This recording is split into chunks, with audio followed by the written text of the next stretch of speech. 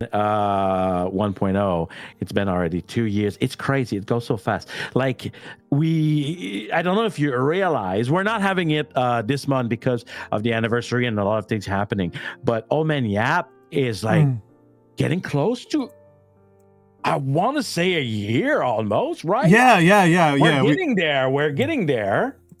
It's damn, it goes fast, you know?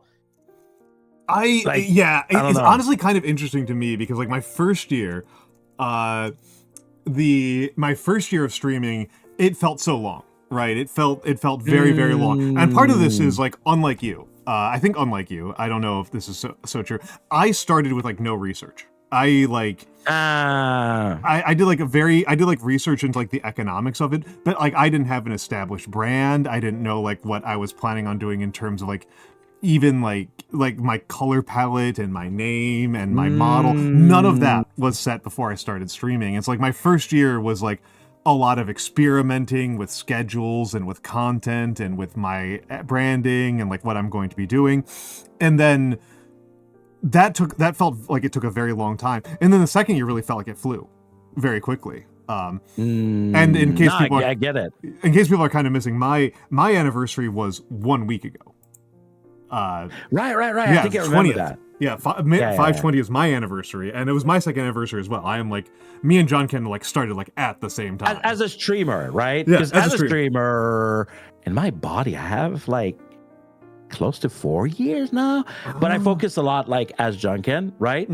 It's like 2 years anniversary as John Ken, right? For me, it's really more about like the persona that we're celebrating, right? But okay.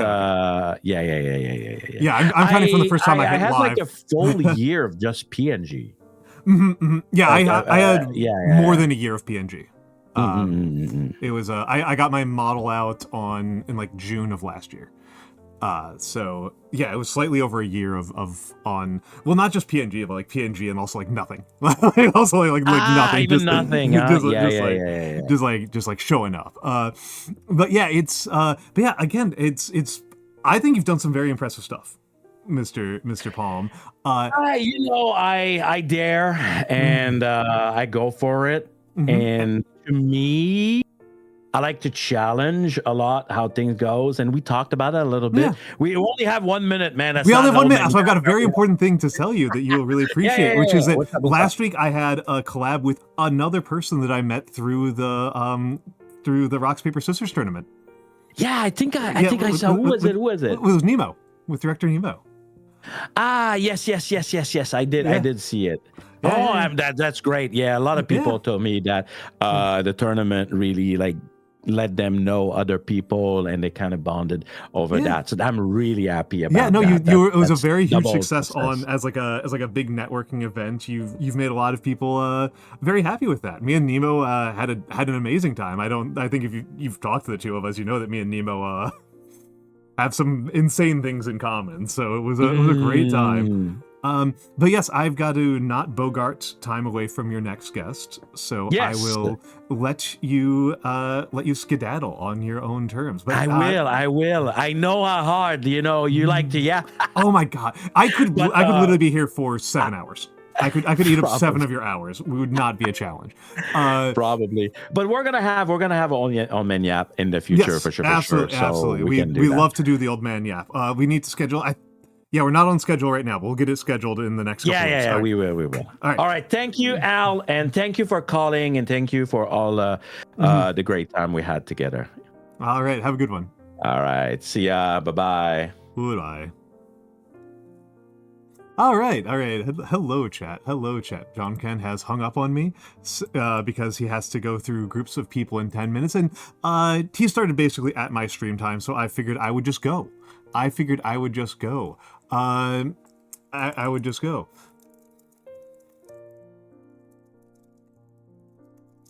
Hold on, I forgot to send my go live tweet.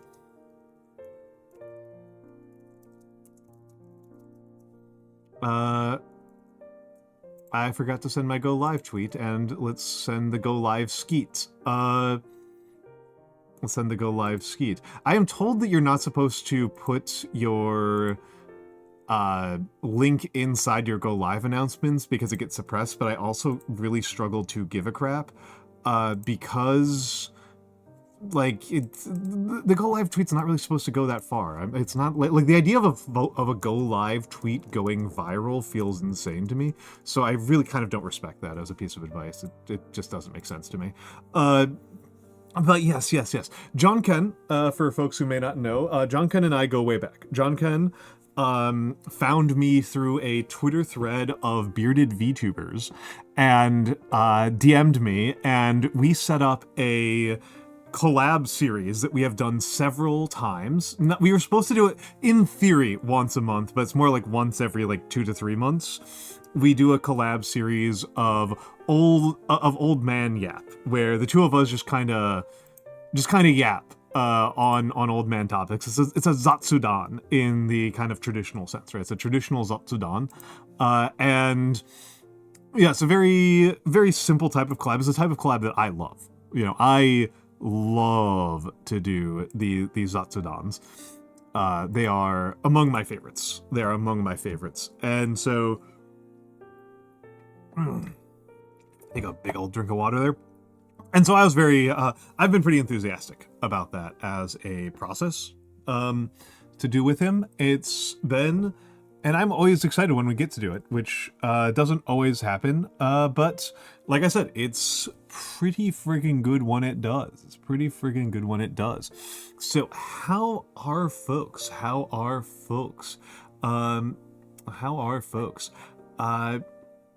And if Epion, if you are here,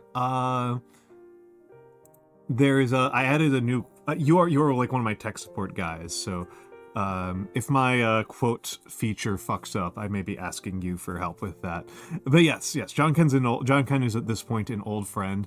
I need to stop looking at his stream because that's going to give me a headache. So today's stream is a calligraphy stream, and let me edit my stream info.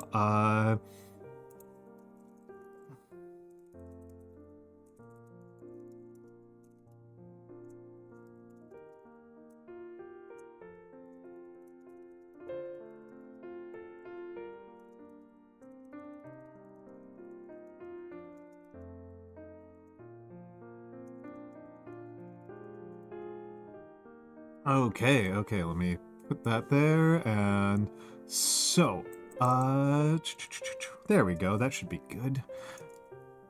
Double monitor always kind of messes me up. So, and I was going to, so I have some birthday wishes that I want to write up, right? That is part of my project for today. That's part of my project for today. I also have a,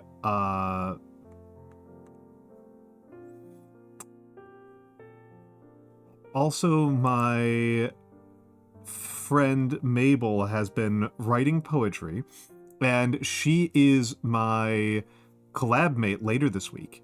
Because John Ken is Quebecois, and I am, and Mabel is also Quebecois.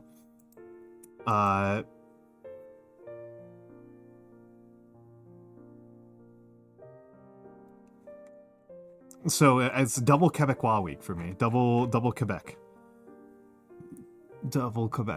Oh, all right. Yeah. Enjoy the Lethal Company. Although I feel like Lethal Company as an RPG, I think that if you wanted to make a tabletop Lethal Company, Paranoia would be really good. This is not hurt by the fact that Paranoia is really good in the first place. Like it's just really good. I recommend Paranoia. If you are interested in TTRPGs, Paranoia is a high tier one. Paranoia rules. Paranoia is really, really fun. And actually, you know what? Fuck it. Hot take. My hot take that I should have written up somewhere else was that I think D&D is a bad introductory RPG. Just flat out. I think D&D, this isn't that I'm saying that D&D is a bad RPG in general, which is something I also believe, but that's a separate question. I think that D&D is fine at being D&D, but I think that as an RPG for introducing players to role-playing games, I think D&D is a very bad one. D&D has a very high minimum buy-in for just getting anything done with it as a system. And a lot of the stuff that you're buying into is not stuff that is, I think, generally applicable to RPGs, broadly speaking. I think that it's overly complicated for what it accomplishes, and that, in particular, like, it's very focused on a specific type of tactical combat that is not necessary. I think that for just introducing somebody to RPGs as a concept, Fiasco is really hard to beat. Fiasco's really, really good. If Fiasco is too open-ended, which is possible, right? If you want something that's more focused than Fiasco, Apocalypse World. Apocalypse World is a game where I have taken people who have never played an RPG before, do not know what an RPG is. And I mean, like, but when I say don't know what an RPG is, I mean has not played Skyrim, has not played Final Fantasy, I mean has not played World of Warcraft, really does not know what an RPG is. And I've taken them from that level of knowledge to completing a really good session in under 4 hours in Apocalypse World. Apocalypse World is really, really fast. Apocalypse World is really, really fast. I mean, yeah, like I can find RPGs that are radically more complicated than D&D, right? It's not that hard to find RPGs that are much, much more complicated. Sybil the Moth is a huge fan of GURPS. GURPS is incredibly complicated. I would, if you introduce somebody to RPGs with Exalted, I think that's just flat out a crime. If somebody's like, oh, I want to try out RPGs, I'm like, okay, let's play as Exalted. That's just like they should be allowed to like throw you in prison for that. That's like a bad thing to do. That's a mean thing to do to a person. Don't do that. Don't freaking do that. But or Champions. Champions would be another really rough one. But like, if we're going to compare it to like Firebrands or Polaris, or even Kill Puppies for Satan, like D&D is incredibly complicated. D&D is very much on the high end of the complexity scale, and the minimum buy-in to just play a game of D&D is multiple hours of research. It's multiple hours of research, and even people who have done multiple hours of research spend a lot of D&D time being confused by the rules, struggling to interpret the rules, and the payoff for it is a particular form of tactical combat that I don't think is essential to RPGs. I'm not saying it's not fun. I love tactical games, right? I love tactical games. Final Fantasy Tactics is my favorite Final Fantasy by a country mile. I was playing The Last Spell off stream last night. I love The Last Spell. Into the Breach is, I think, one of the fastest games for me to 100%. I think it took me less than 30 hours to 100% Into the Breach. Hello, Pickles Little Doodle. Have a good night. Have a good night. I may as well get my hellos in, right? We're at the 20-minute mark. That's when I like to get my hellos in. That's when I like to get my hellos in. Let's get back there. Hello to myself. Hello to Botmanthos. Hello to Seribot. Hello, King of Hearts _1951. Hello, Cosmo Krill. And again, Cosmo Krill, thank you for all the beautiful fan art. You've been doing amazing fan art. Hello to Epion Avenger. Epion Avenger, as ever, thank you very much for helping me choose my computer and doing technical support on my end. And hello to, and goodbye to Pickles Little Dill. And hello, Miss Mochivas. And of course, hello to all of the lurkers, the soon-to-be lurkers, and the bod watchers. I appreciate all of you. I appreciate all of you very, very much. Oh, VTuber Talk. Oh my goodness, it's VTuber Talk. Thank you for the follow, VTuber Talk. Let me give the shout out to VTuber Talk. If people are unfamiliar with VTuber Talk, VTuber Talk runs a podcast that is very, very cool, where he, I believe, interviews, apologies if you prefer they, he interviews folks in VTubing, and he's interviewed a couple of my good friends a couple of times in the past. He is correct. Good. I remember you doing Kari, who is one of my closest friends at this point in my life. He runs a big talk show. Oh my goodness! Now we've got a raid. Hello, Beach Babe Mermaid. Hello. Welcome in, Raiders. I am Almantas, former professor, current VTuber, old man who loves old things. What were you doing? Helldivers 2, an excellent choice. I love Helldivers 2. I really love Helldivers 2. But thank you for entrusting your community with me. I hope that Helldivers was going well. Hello, Arikath. Welcome in. It's a pleasure to meet you. For the Raiders, I am Almantas. I am a former professor of sociology. That is not a bit. That is not a bit. I taught sociology to college students for a living. And that was a long time ago. And now I am anime online for money. That is what I do with myself these days. Most of my mainstream content... Oh, Mossy Boy VT, thank you for the follow. My mainstream content is calligraphy, which is what we're going to be doing today. Today is going to be a calligraphy stream, which is... people tend to like the calligraphy streams. It's a little bit of a ASMR experience, a little bit of a relaxing experience. I have a list of 4 people's birthdays that I'm going to bring. Ari Dolu, hello. Hello, Soldat. Yes, and welcome in, Ari Dolu. Yes, English language calligraphy. I usually do Gothic. Gothic script is my go-to on stream, but Gothic is very formal. It's very, very formal and very challenging, and I will probably do Batarde, which is a French variation on Gothic. Batarde is somewhat more intimate. It's still very fancy. But it's a little bit more intimate than traditional blackletter Gothic.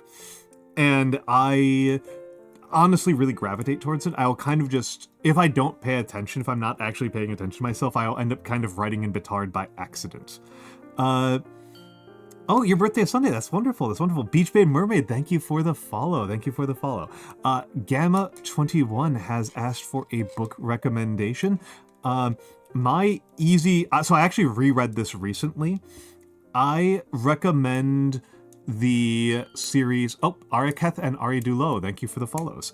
I recently was rereading the series Heroes Die. Is the first book in the series, and the second book is Blade of Tishal. The first is a little bit of a challenge for me to recommend. Heroes Die is just fine. Heroes Die is just merely a very competent piece of pulpy fantasy, pulpy action fantasy. Blade of Tishal and Kane's Law, which are later books in the series, are 2 of the most interesting books I've ever read. They are truly fascinating, incredible books, extremely easy recommends.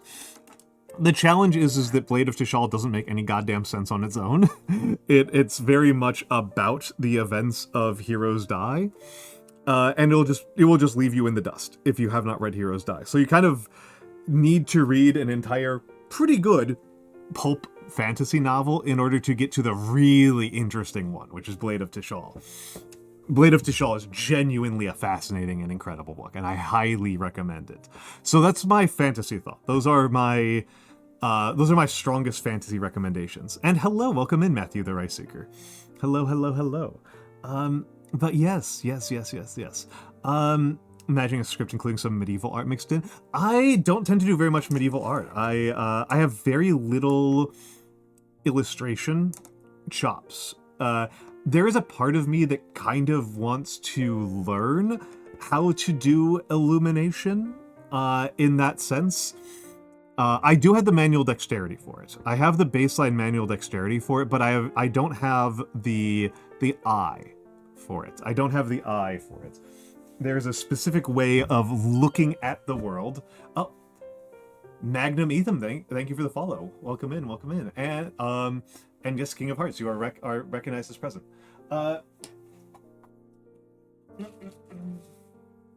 Calligraphy is just the writing. Calligraphy is just the writing element of it. So a good calligrapher would know how to do illumination as well. I am only a so-so calligrapher.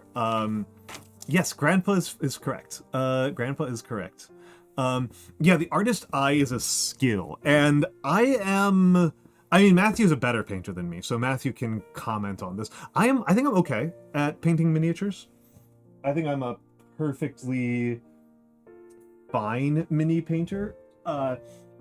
But that's because that's 3D. It is drawing things in 2 dimensions that I find really challenging. There's a skill to looking at a 3-dimensional object and decomposing it into a bunch of 2-dimensional elements that create an illusion of reality. And that's very tricky. I don't really know how to do that.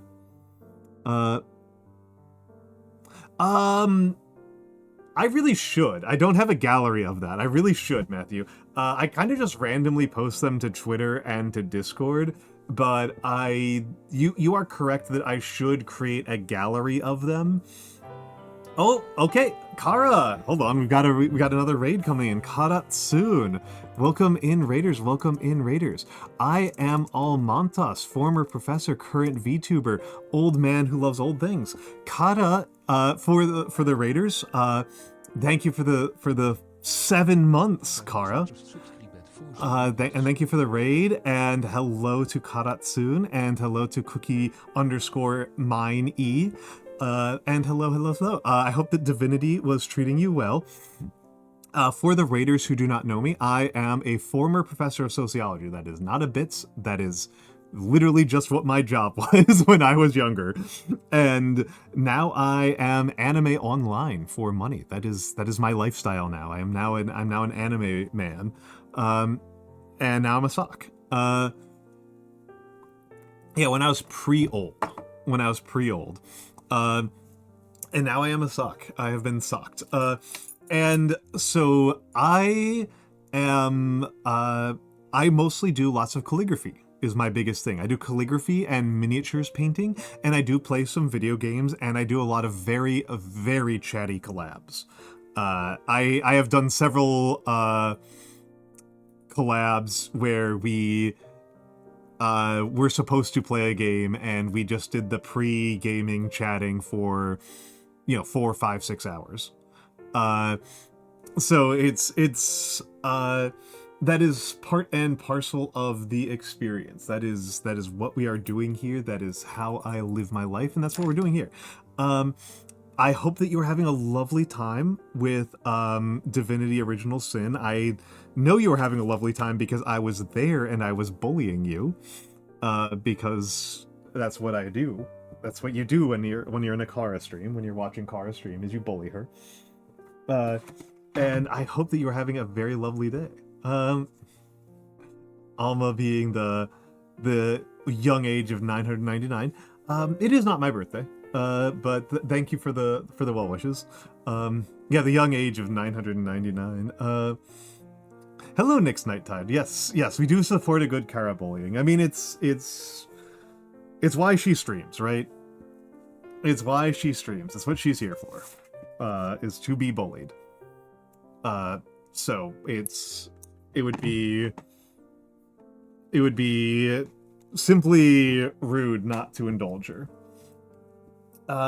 But yes, obviously Kara, and for that matter, Beachbait Mermaid, if you are still here, if you need to raid and run, please do not hold yourselves, here, again, beyond your desires. Please do not, hurt yourselves by being here excessively.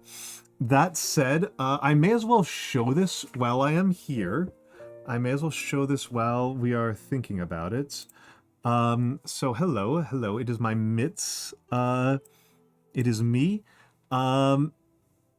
It is me, but also, folks, I think this is very fun. Whoop, whoop, whoop, whoop, whoop. It's also me. Hello. Whoop. It's the Almantas. Almantas real. Yes, both of these, both the physical and the live 2D model are by Lady Saffron. Yes, Almantas parentheses real. Both of them are by Lady Saffron, or by my dear friend Lady Saffron. It was actually very funny because I requested the model. I requested this, and I actually meant I wanted the sock puppet. I wanted the physical sock puppet first. And she misunderstood and she made me the live 2D. So I got the live 2D and like it was like and she made it very, very quickly. She made it very, very quickly. So I had to be like, yeah, but what I actually wanted was like the physical object. And so she did eventually make the physical object, and we had dinner and she gave it to me. So yes, so we have Almantas real. It's even got the beard. The sock puppet is amazing. I love it. I love it so freaking much. It makes me so happy. It makes me so very, very happy. Hold on, let me put on... There we go. That's a little bit better. Yeah, we're all kind of trying to be prop comics. There was somebody who was it? There was some character who, like, I heard contextualized as a prop comic, and it caused me to lose my mind. Was it Emperor Palpatine? It might have been Emperor Palpatine as like a prop comic. Is just like one of the goofiest things I've ever learned. There we go. Hold on. That's what I was looking for. That's what I was looking for. Oop. That was a silly Billy, and I didn't grab my materials early enough. Kind of curious. Yeah, that's fine.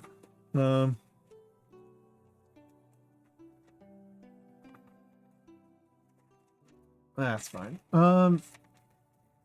So yeah. This is calligraphy stream today. Of course. It is Monday. I like to do my calligraphy streams on Mondays. I'm gonna change us over to art. I'm going to change us over to art while I'm thinking about it. I don't like the new art icon. I don't like the new art icon. I don't have as strong and as negative feelings about it as some folks do, but I just kind of think it's worse. I think it's kind of... Yeah, a lot of people really dislike it. I actually think the new podcast one is better. But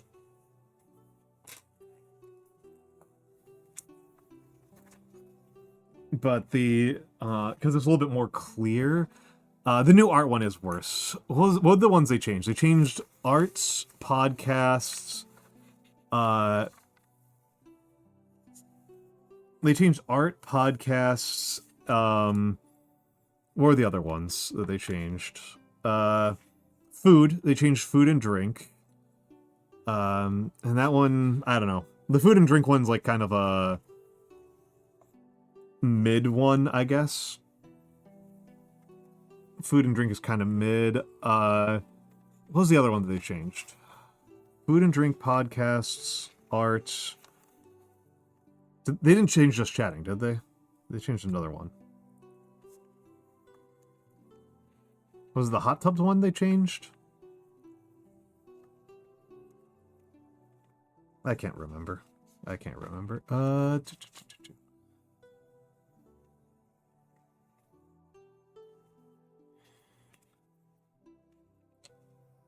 Be warned, you are about to be flashbanged.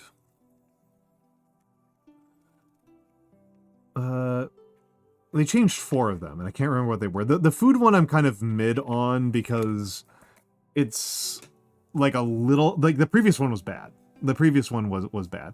By the way, flashbang incoming. The previous one was bad. I'm unambiguous on that one. And let's prop this up a little bit. Let's prop this up a little bit. There we go. There we go. And we're just going to start with the warm-ups, right? We're going to start with the warm-ups. We're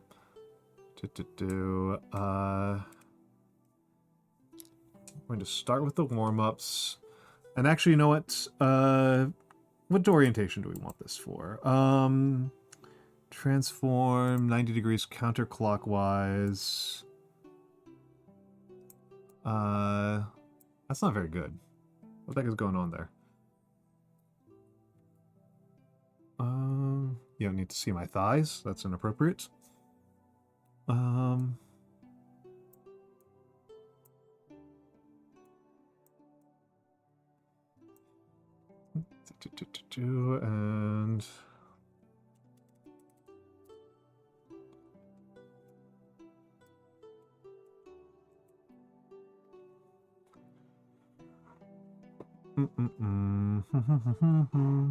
there we go.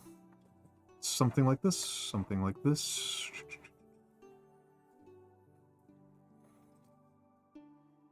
Adjust, adjust, adjust. Finnick, finnick, finnick. Finnick, finnick, finnick, finnick. Finickiness. Something like this. Alright. We're just going to start off with some lines, right? We're just going to start off with some lines to get the muscles. We're just going to get the muscles moving a little bit. We're just going to get a little bit of motion in here. Get the ink flowing. Because it all starts with straight lines, right? It all starts with straight lines.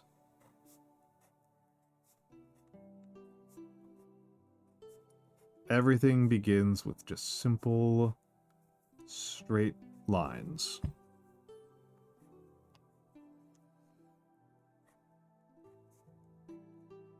And if you can't get the straight lines right,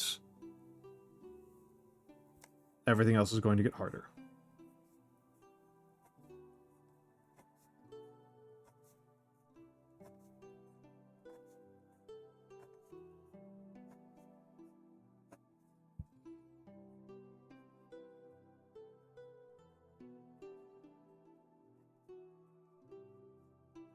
Nothing will get easier if you can't get the straight lines correct.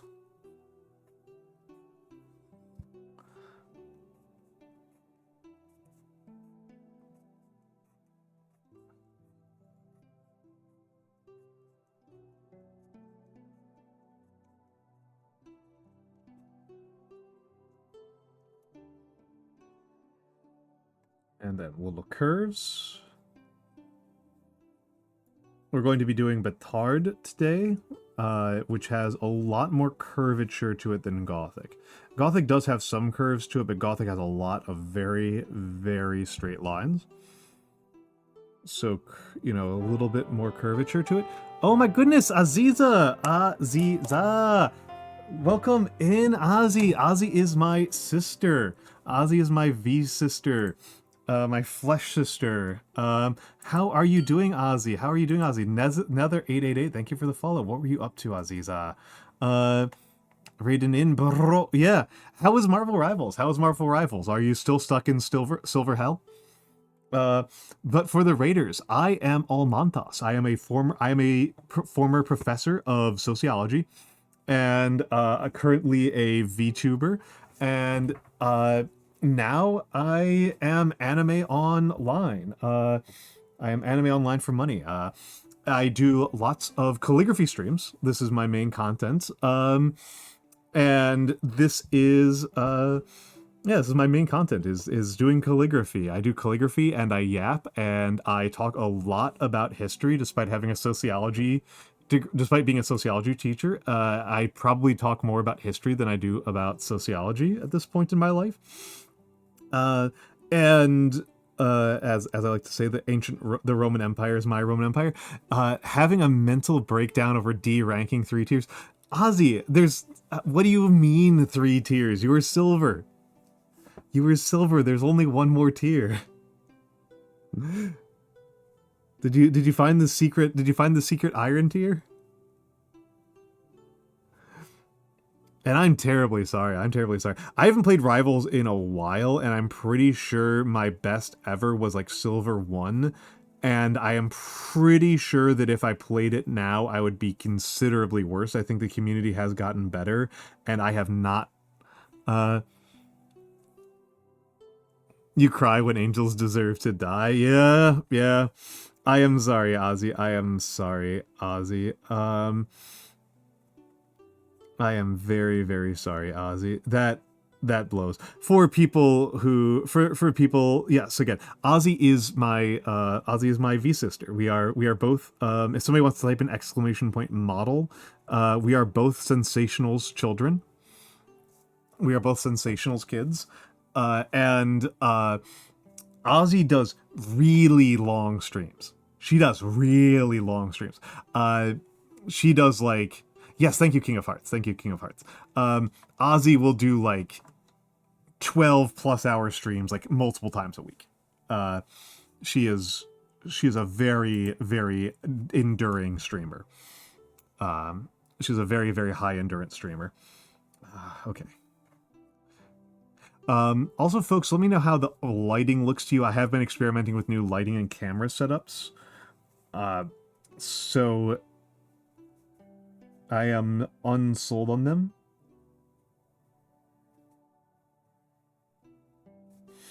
But yes, we are going to be working with Batarde.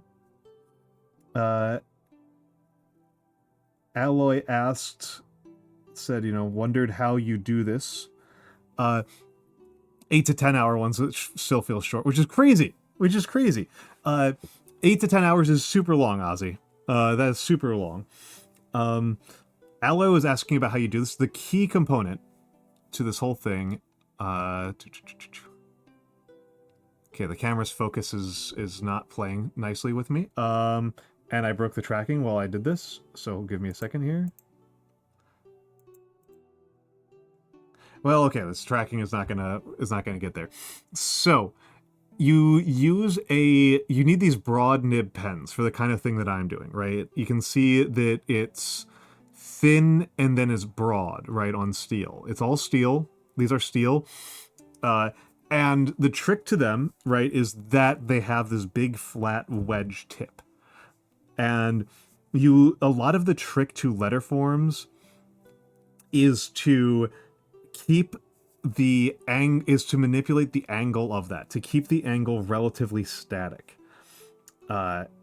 So you do a lot of motion that is counter-rolling your own pen, is a lot of what you're doing. You're counter-rolling your own pen in order to keep the nib at a fixed angle relative to the line. Yeah, the short stream enjoyer Aziza Stelazio. Yeah, ridiculous. Ridiculous. And you can see this is a super wet ink. This is a super duper wet ink. We're just doing some warm-ups right now.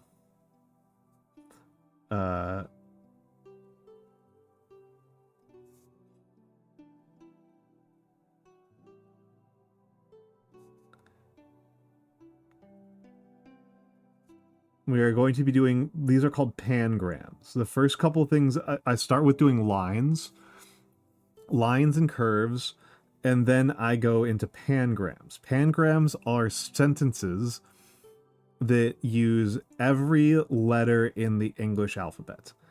And, well, strictly speaking, I could just do the alphabet.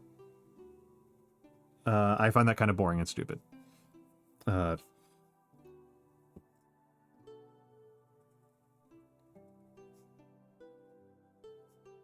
I just don't find that very enjoyable. And today's script is a bastard script, as they call it, a bastard script, or a Batarde, or secretary, Yes, you can do that. You can do this. You can do 2 pencils together by adhesive tape. Yes, Aziza knows this one. The classic film style pens where they're metal split in the middle. Yes. So hold on. Those are called flex nibs. This is called broad nib. I do have some flex nibs. I am very bad with flex nib, and it's not something that is super exciting to me. But I do have some flex nibs for use with my dip set. I just almost never use them. I just very rarely play around with flex. I am currently using a Pilot's Parallel 2.5 millimeter, 2.4 millimeter. These are, I know, like, people who consider the Pilot Parallels kind of sucky. I like them a lot.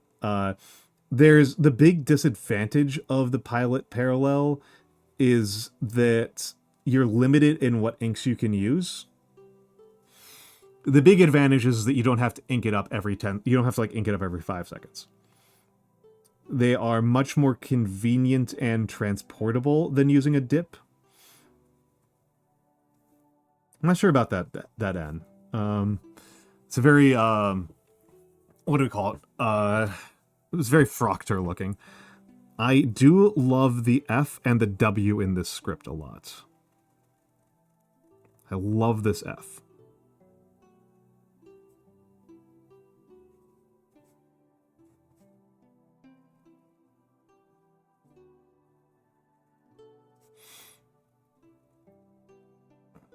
And X's, if anybody who's watched me for a length of time knows that I do not like X's. I even have a literal quote for it. Oh, hold on a second. Yeah, it's a good F. It's a good F. It's chesty. It's chesty. Hold on a second here. I forgot to enable something here. Enable. And let me check something. Timed actions. Okay, cool. We should be good. And yes, Alloy, this is the core of it.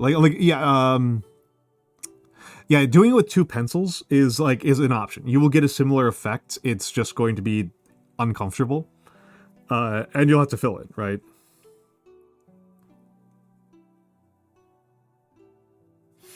But it will produce fundamentally the same basic shapes. And beyond that,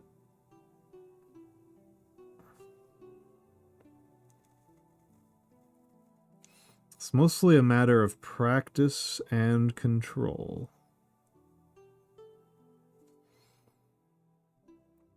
Mostly a matter of practice and control. I do like that S.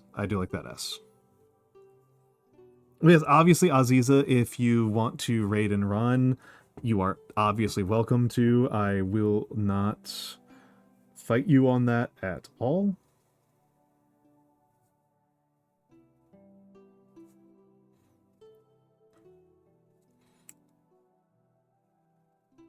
Do like that V a lot. There's a couple of V variations that you have in this script, and I haven't permanently settled on one that I just love. Do like this R. Do like this R with the little drop. Oh, I'm gonna reset Droid Cam again. Alright, have a good lurk. Have a good lurk, Alloy. Have a good lurk. Let me try something out here. I think that's kind of better.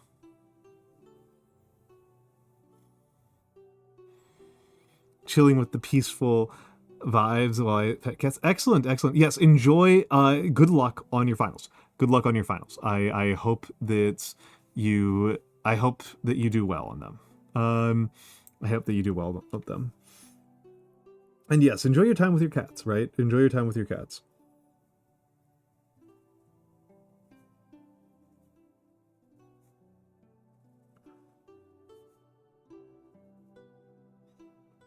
And let's see. I think that's a better T. A better H. I think that's a better H than this one. Like, it's tempting to make every letter as extravagant as you possibly can, but it kind of dampens the effect if you do it for every single letter.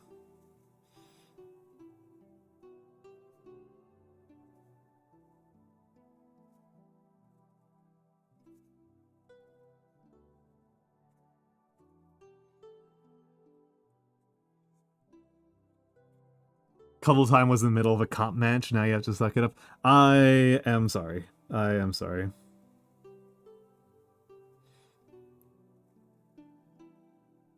I'm wondering if I should get back into Rivals. I don't know. I go back and forth on Rivals. The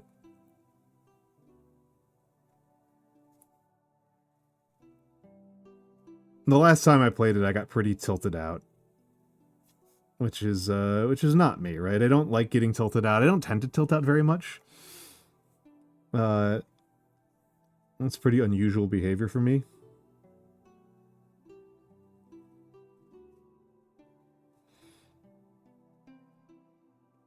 Capital A's are a bit of a challenge for me. If you want company, let me know. I am pretty sure I am worse than you.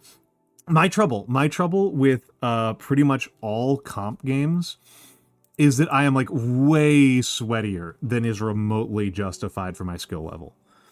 I am such a try-hard sweat lord, and I am like bronze, right? It's so unjustified. It's so incredibly unjustified. I'm like, because I like tactics, right? I love tactics so much. Tactical RPG is like one of my favorite genres. And I am like so enamored with like, okay, we have to like do like what's like an ideal team comp, and like how do we deal with this situation? I'm like thinking like so hard about stuff that's like is not the reason why I'm losing, right? That is not the reason why I am losing. The reason why I'm losing is because I am missing my shots and I am out of position.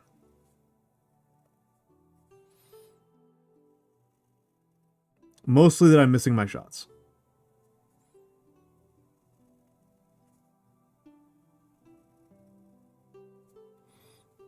Like, that is the actual reason why I lose.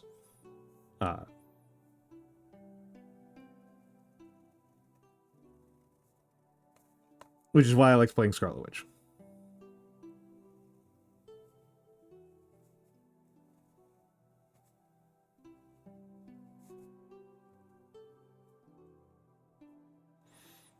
But I think my actual best was Magneto.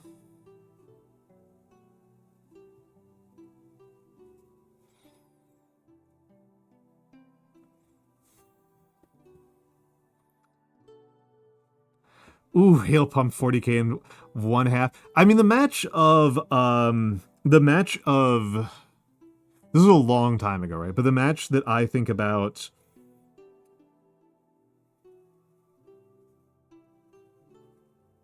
the most with Marvel Rivals is one where ooh, that's a good C. That's a very good C. Is one where I was playing Mantis, who I was pretty good with for a while. If you can sync like a decent percentage of your headshots with Mantis, Mantis becomes an incredibly powerful healer.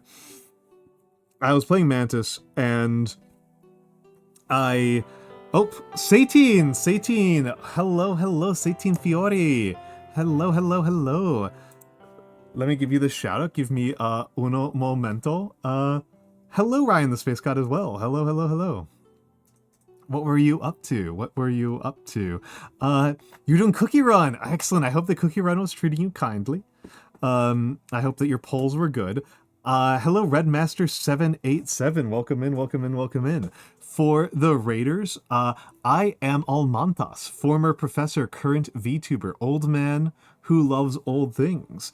I used to teach sociology. That is not a bit, that it was just literally a job that I held. And I am anime online for fun and money and profit and life. I do lots of calligraphy, which is what you see me doing right here. You have come in while I am still doing my warm-ups. And this is what I do. We are doing Batarde today. Today's script is Batarde.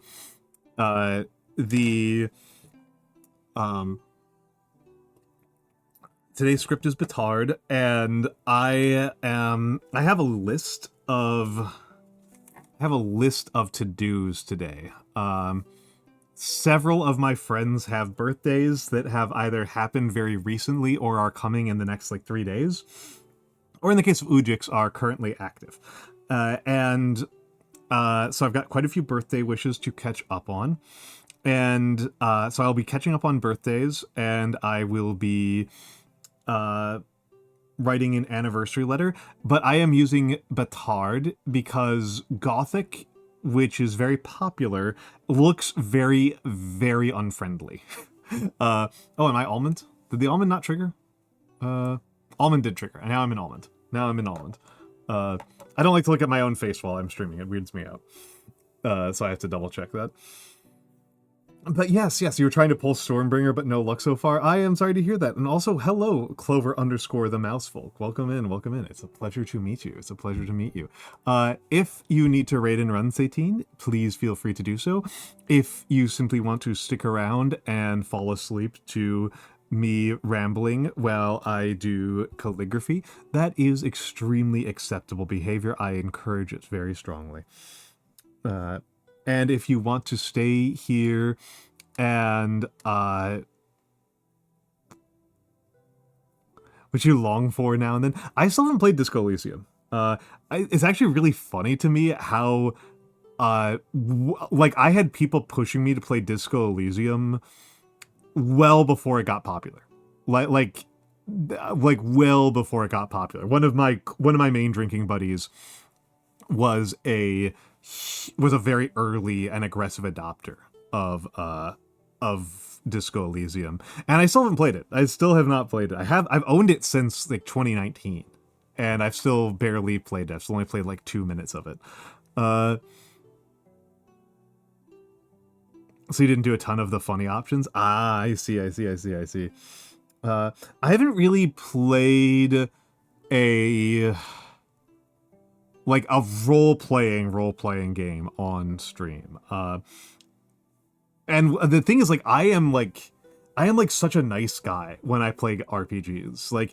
I will play the nicest runs possible, because the thing I like to say is I play video games so that I like to have the experience of the power fantasy of being able to save everyone, right? So when I play, I haven't played Undertale, but I just play the nicest version. Even playing Tropico, I am playing the nicest dictator in Tropico. I am playing the nicest Tropico El Presidente. I find it really unsatisfying to do evil runs. It just kind of leaves me feeling emotionally unhappy.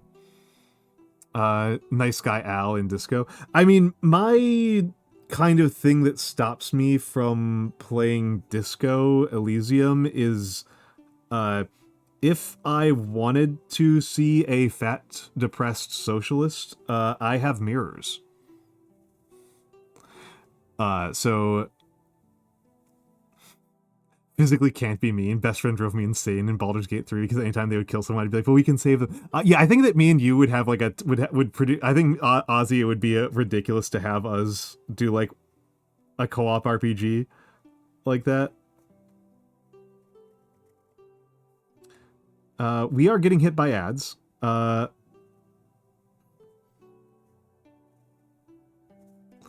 We are getting hit by ads. So I will. So enjoy the ads. Enjoy the ads. I will be back in a minute. I will put on the fan arts for folks, but I will be back in a few minutes. I need to use the bathroom and stretch and stuff like that. So enjoy the fan art. I'll be right back.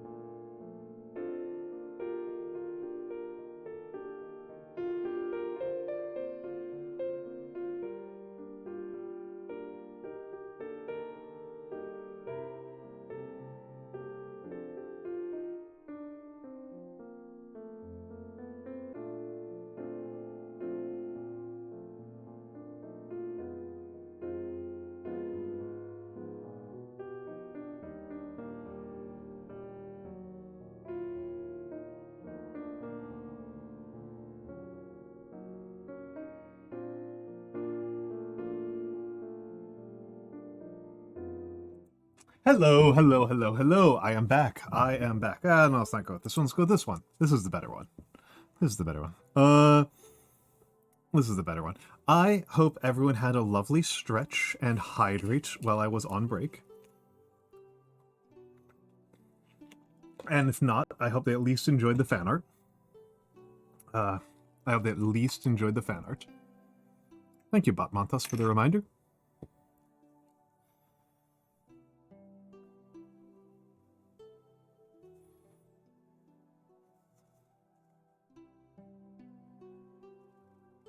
Yes, yes. I am going to be doing a I'm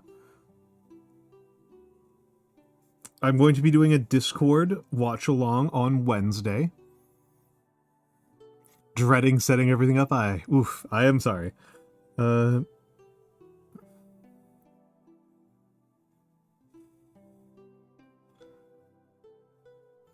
I will be doing a Discord watch along on Wednesday at my typical stream time at 10 p.m. We will be watching a double, maybe triple feature, depending on how I'm feeling, but we've already got a double feature lined up of Twins movies. The Twins movies in question that are... The two that are definitely going to happen are Dead Ringers and Twins. And if I'm feeling it, we will also watch The Parent Trap. Dead Ringers is an incredible movie. Dead Ringers is amazing. Serena_Niki, thank you for the follow. Or this should be Nietzsche. Either way, I appreciate the follow. It's a pleasure to meet you. It's a pleasure to meet you. Yeah, okay, on that one.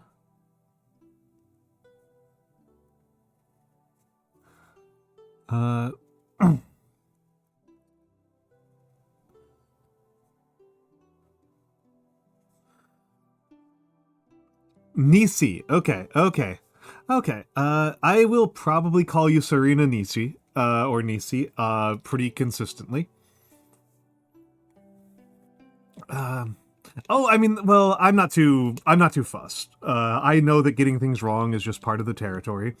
Like I said, I pronounced it Nietzsche was my initial one because I live in a very Italian area, right? I live surrounded by Italians, and so the ch is like, if I see an unfamiliar C, there are two instincts that I have. One is the Italian C, where it's the ch, and the other one that occurs to me is the Chinese, where it would be Nietzsche. Nietzsche. Right, it would be the TS sound is what the Chinese C is. So those are when I see unfamiliar Cs, that's like the two that occur to me. But yes. I will probably continue to use full names until I get to know you better. It takes a while for nicknames to sink in, right? Nicknames are something that take time. And of course, I must say that it has become very funny to me to either use people's full names or to call them, Miss or Mr. whatever. So Miss Nisi, right? Miss Nisi. This amuses me quite a bit. I think it's funny because I don't know. It's very against type, right? It's very against type for how the VTubing sphere operates.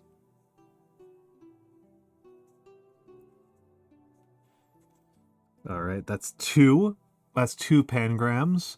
The quick brown fox jumps over the lazy dog. Amazingly few discotheques provide jukeboxes. I forgot the S there. But that's okay. At least I didn't miss any of the letters that only appear once. And what's the last one I want to do? Pack.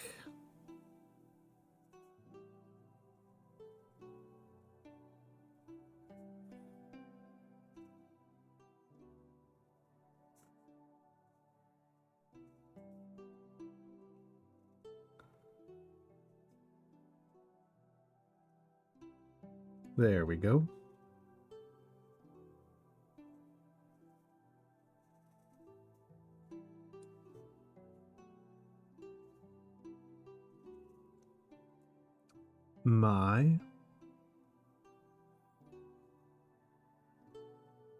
There's a couple of different ways to do the M's, and I'm always kind of torn about it. Peck my... I have very much settled on a singular way of doing Y, which I really like. Yeah, I love the Uncle Core tag as well. I did learn from VV that there is a little bit of a logic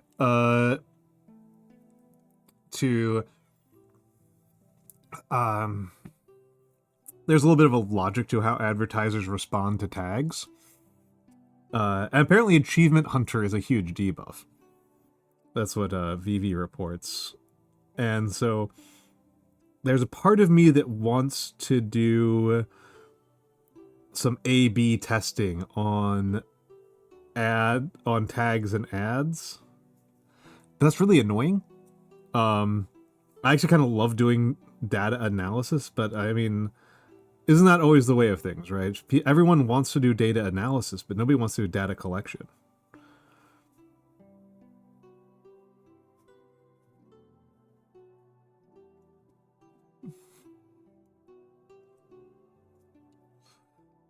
Ooh, I screwed this up. Pack my box.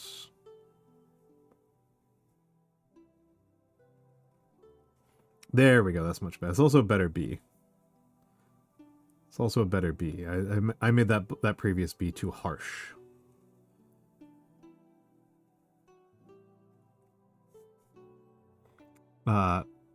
Analysis is fun. I love doing analytics. I have a giant spreadsheet of all of my streams.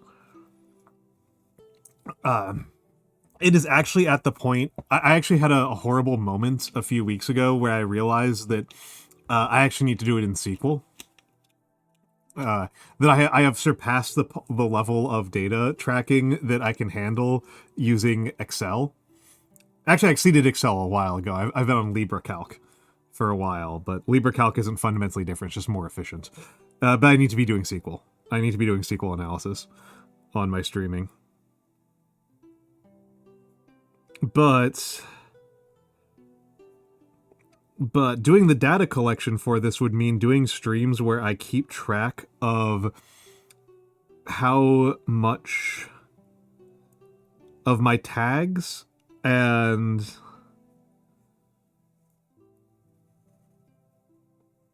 where I would keep track of all of the tags I ever use and how much I earned in advertising on each stream. And that's just simply annoying.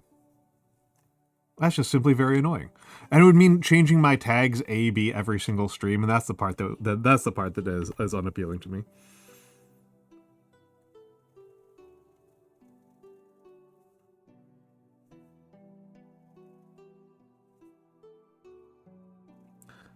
Mediocre F right there.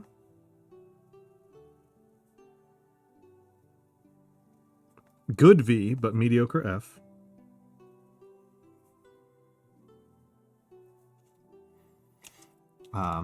But yeah, I mean, that's like, I love doing stuff like reading through Bureau of Labor statistics and stuff like that. I actually really like doing data analytics. Actually a huge fan of that.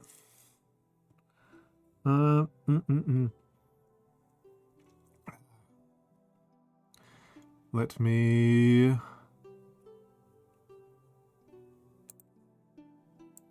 Oh, yeah, I'm watching my own stream because Ozzy rated it to be duh.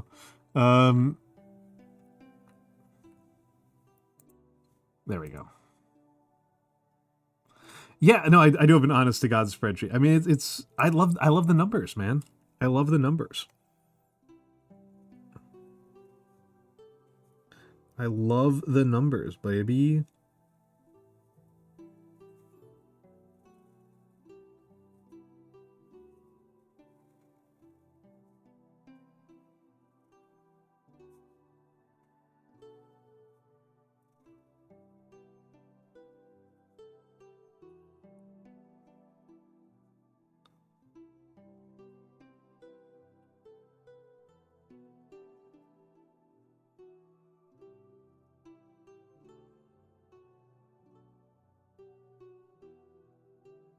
All right, let's get in here. The numbers, Mason, what are they? I don't know, man. I don't know what to tell you. They're the numbers. The numbers. They're the numbers.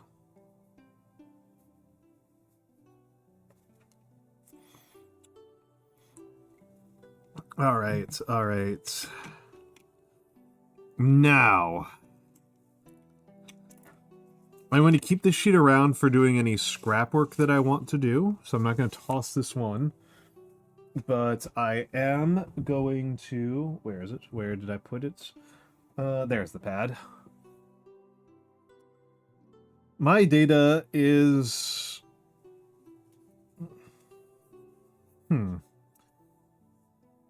Feels pretty crunchy to me. I definitely prefer crunchy. I definitely prefer crunchy data to chewy data. By which I'm taking it to mean low ambiguity quantitative data is what I am taking. Is what I am taking crunchy to mean here. I don't like working with ambiguous data. I would prefer to have data that is less useful if it's also less ambiguous. I will take hits to utility and even to truthfulness if the ambiguity is lower, right? Like, I am one of those guys. I would much rather be confident that I mean what I'm saying than anything else, right? That's the important one to me. You know what? Let's go over to this one. I think this will look a little bit better.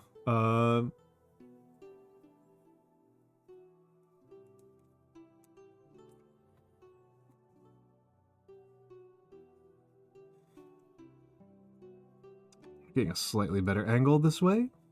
And let's refocus it. DroidCam OBS. No, that's not what I want. Tighten. Nope. That's loose. That's loose.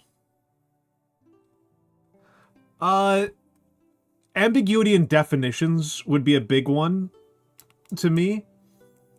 So, like, did you use the exact same term the exact same way every single time? Not a guarantee, right? That's not actually a thing that you can guarantee with a given piece of data collection. Well,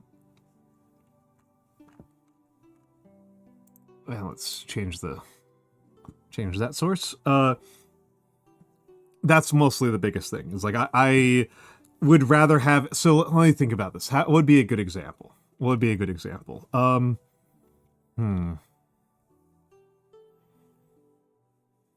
Trying to think of like a good example.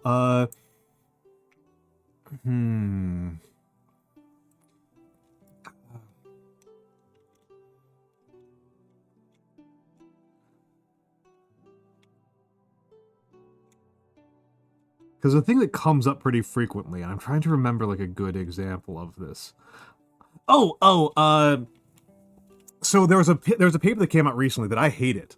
Mossy Boy VT, have a good night. Have a good night. Thank you for stopping by. I appreciate it. And if you, as ever, you know, if you gotta sleep, you gotta sleep. As a person with horrible insomnia, I always recommend sleeping when you can. If you can sleep, you should sleep.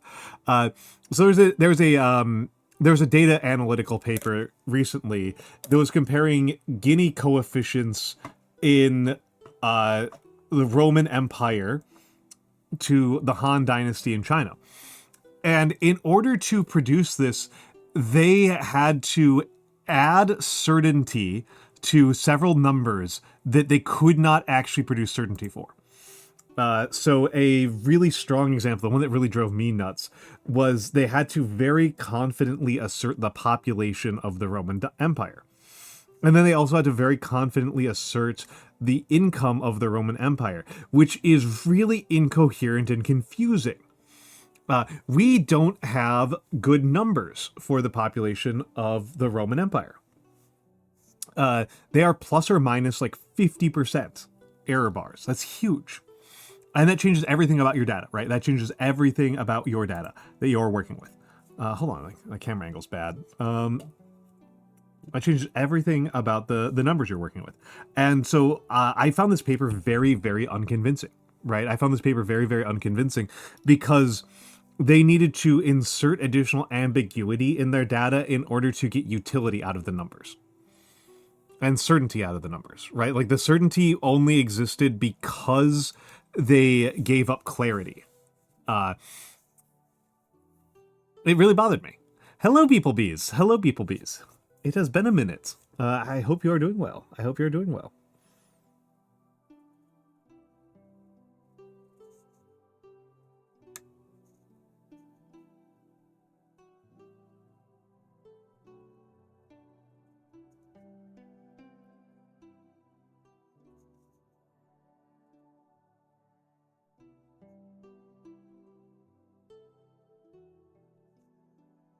So right now, we are doing a happy anniversary letter to my friend John Ken Palm.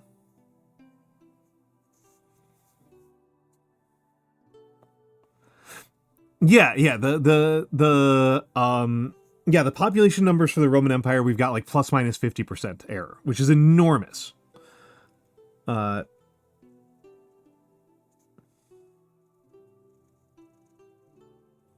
I remember talking with a Roman demography guy, who was like, yeah, even putting confidence intervals would basically be lying. Like our level of uncertainty, our level of lack of certainty is so bad that we can't do confidence intervals. And then to try to produce certain data out of that is ridiculous. Testing on a new brush I made by drawing friendsonas, that's surprising. That is a beautiful use of your time. That's a beautiful use of your time. I am a huge fan of doing that, People Bees. That's very wonderful. That's very wonderful. And let's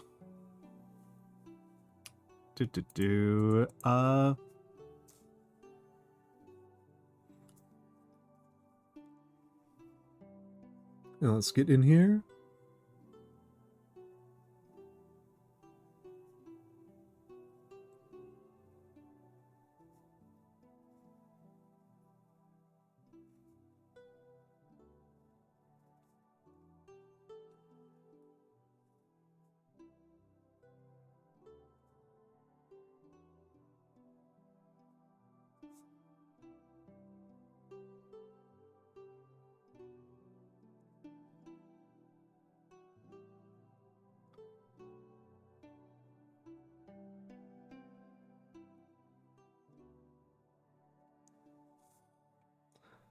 Verse.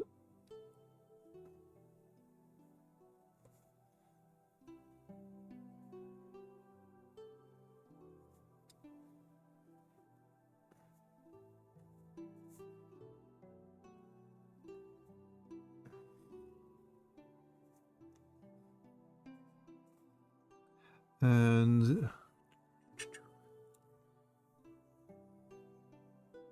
let's do some spacing here.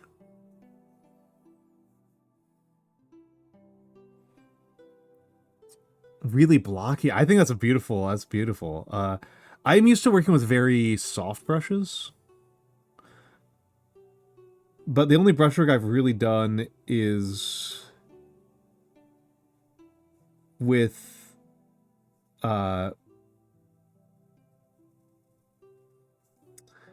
Japanese calligraphy, right? Not happy with that M.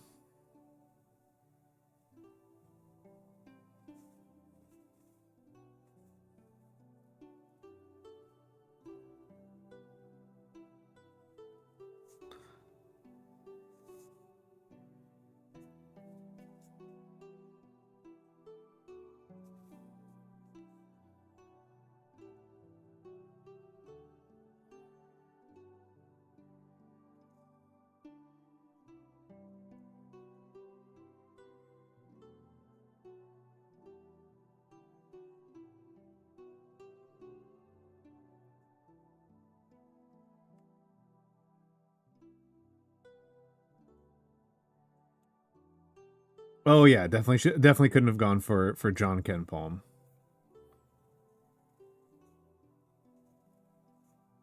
That would not have worked at all.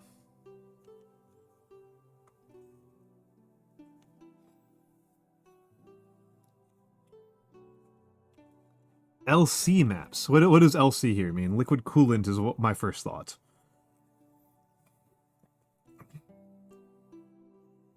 LC. LC is also the fluid that they use in Lethal Company. Okay. My side. My bad. With what's it called?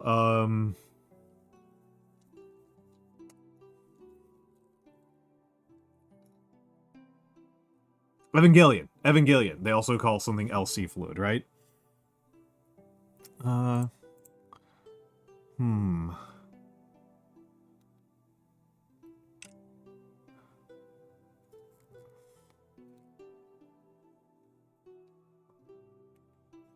mean, there's definitely there's times and places for different tools, right? There's times and places for different tools, and I'm using like steel, right? I am using steel. Oh, boo! Hold on a second. I'm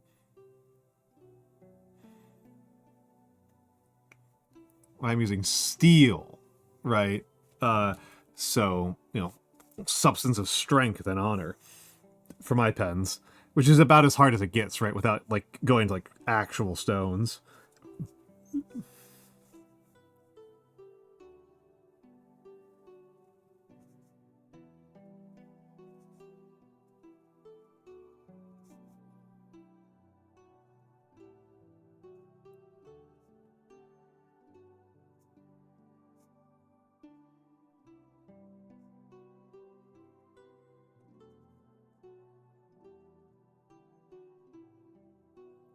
Two...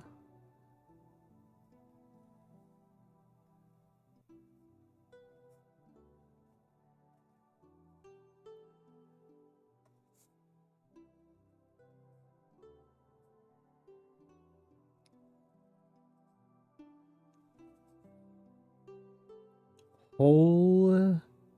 So this is my friend John Ken Palm.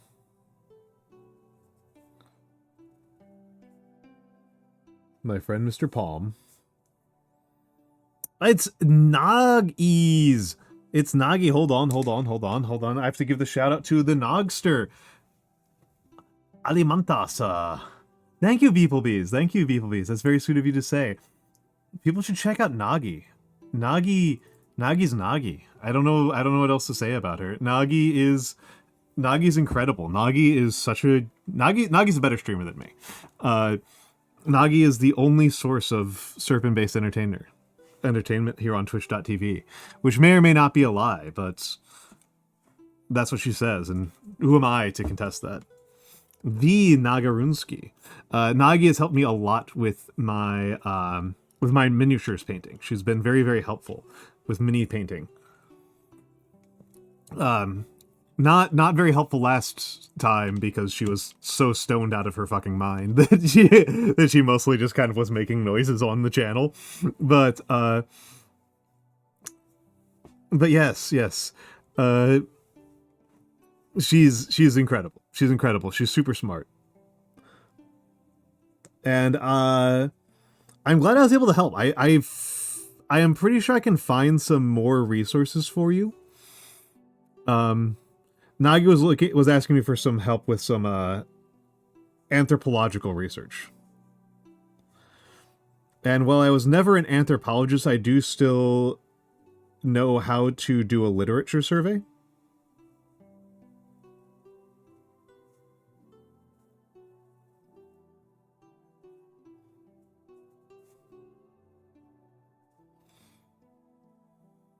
It was kind of hard to... Yeah. To me, this is like a pretty intuitive thing to do a literature search on.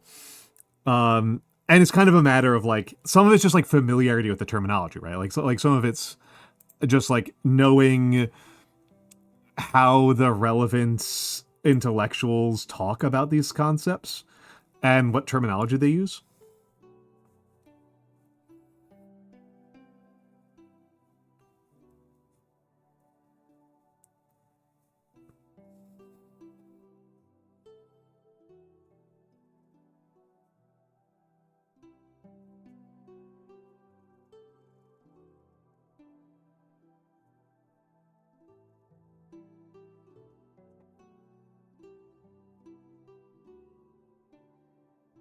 Okay, let's see.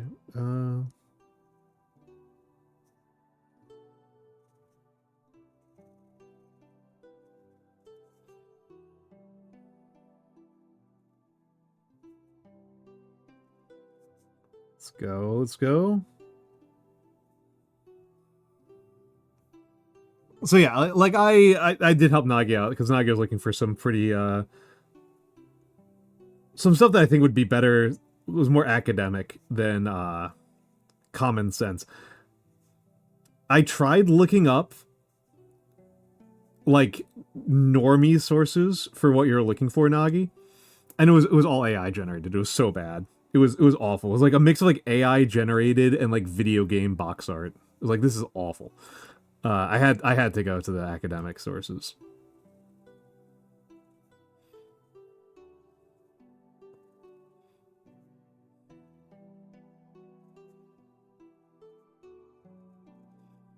There's part of me that wonders if I should like try to go back to academia to be a like a research librarian, not to be like an actual researcher, but to be a research librarian. That might be more pleasing than actually trying to be a professor. Admittedly, that might just not fucking work at all, because like I suspect that research librarians are getting hammered even harder by AI than like actual researchers. Yeah, weird revivalist ideas. Yeah, Nagi wants to look at pagan art from like the Middle Ages, pre-Christian pagan art, and like I like the game Thea. Thea is not a resource for actual pagan art, right? Like a video game being fun to play does not make the art in it authentic or meaningful, even. Mm-hmm. Yeah. From Eastern Europe. Yeah, you want the Slavs. You want the Slavs. With those cool symmetrical trees. I am I suspect that AI is going to collapse as a product. Because the thing is that it's very expensive. Right? Like, the companies that make AI are loss leading, right? They're not making a profit. They're losing money on AI. And if you read business press, a constant refrain is, we haven't figured out how to make money off of this. We have not found a product that we can sell.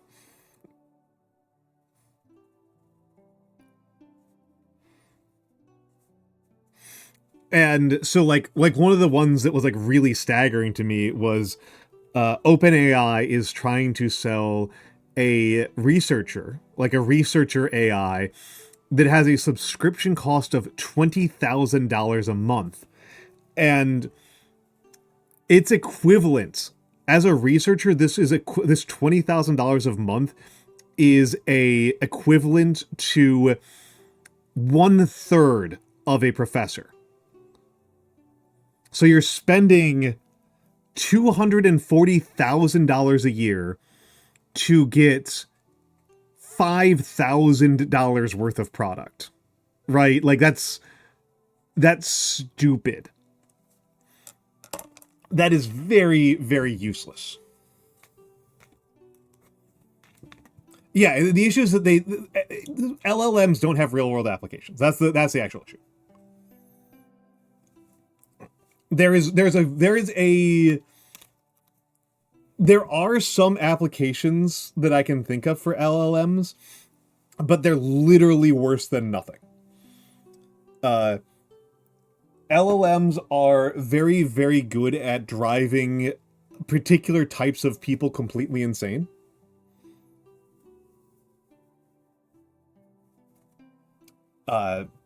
Like, if you've got somebody who's like already vulnerable to cult pitches,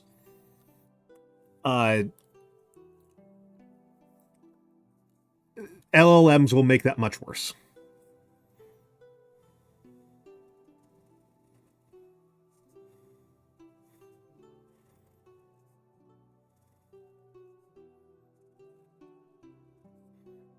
if you have people who seems to be really vulnerable to it are the category of people who have no suspiciousness that flattery might not be in their best interest, right? There is definitely a category of person who will accept face value completely 100% flattery, right? They'll just accept if you say enough nice things to them, they'll just accept anything you say. And those folks are very, very vulnerable to AI, and it will drive them completely insane. It will drive them completely insane. And that's, I don't think that that's good. Like, that is an application, right? That is an application. If you want to find like Killdozer guy and make 100 Killdozers, like, yeah, LLMs will accelerate the rate at which we get Killdozer guys. I don't want that. I don't think that's good. And I don't know how anybody makes money off of that. Like, I just don't understand how anybody will, like, ever make money off of, like, taking a certain type of vulnerable person and making them more mentally ill. I guess, like, therapists? Maybe, but not really. Right? Like, the only thing that I can see being, like, a positive outcome here is that currently existing CEOs seem to be very vulnerable to AI. And so that means that if you are the type of person who is involved in programming AIs and manipulating AIs, you can start inserting your Patreon into the language model. Right? That's a technique. There's a tech right there that might actually get some utility. Is like you send is like being the programmer who's I'm gonna move some things around here a little bit. I'm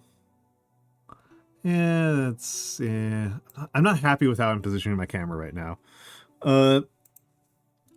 Yeah, certainly, like the thing is though is like it doesn't, there's no like cult underneath it. Like the part that makes it lucrative, Nagi, is like you get people willing to do free labor on your work camp.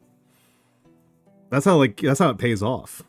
Is like you get people to go on your boat in the middle of the ocean where they do free work for you in international waters. That's how it pays off. But like, where's the boat? Where's the friggin' boat?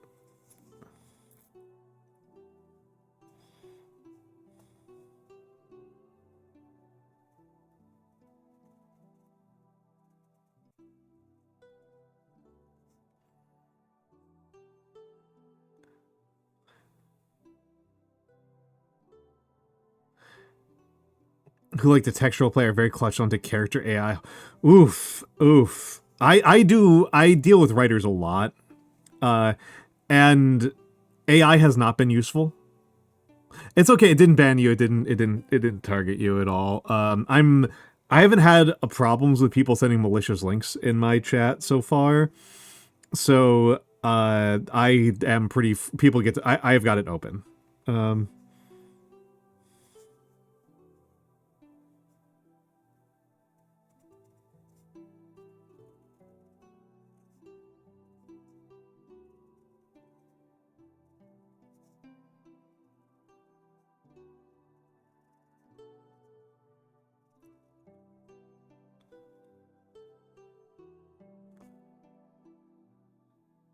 By convincing they'll save their souls. That would be crazy. I haven't seen that happen yet, but that would be a method of monetization, right? Is like, you have to give OpenAI 10% of your income or we'll stop being your friend.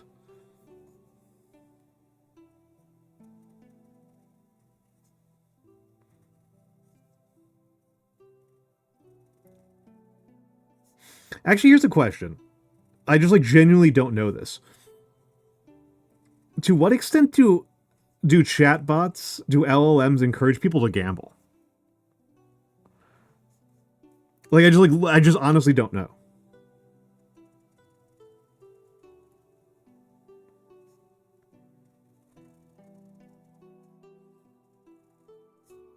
Because that's a growing economic sector, right?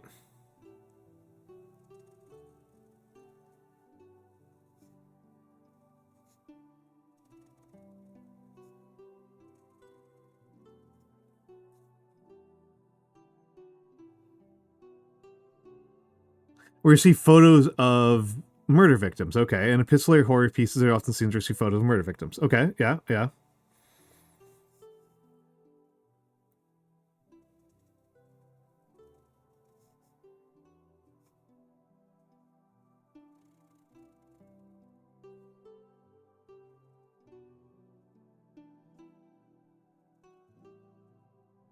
I'm not happy with any of my capital M's today. Jeez. Very happy with this lowercase a, though. Jeez. Okay, hold on. I say that right before I screw up the tail.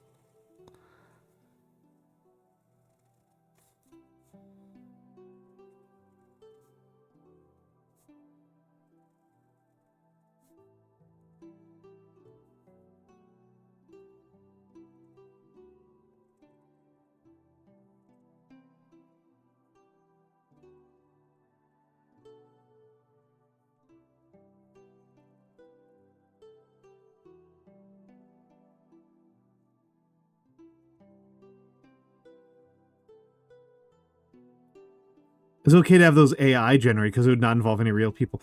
That's, yeah. I mean, so that's kind of interesting, right? Because that's kind of running two different ethical problems head first into each other, right? Because there's the ethical conundrum of don't use AI art because of its deleterious effects on wealth and labor. And then there's the question of like, what is the ethics of using photos of actual murder victims? And it's usually, I would generally consider it to be pretty gross to use an actual crime scene photo for a fictional purpose. This obviously, or even an entertainment purpose, which obviously doesn't stop people because like one of the strongest entertainment industries going right now is the true crime podcast, which I tend to find pretty grotesque.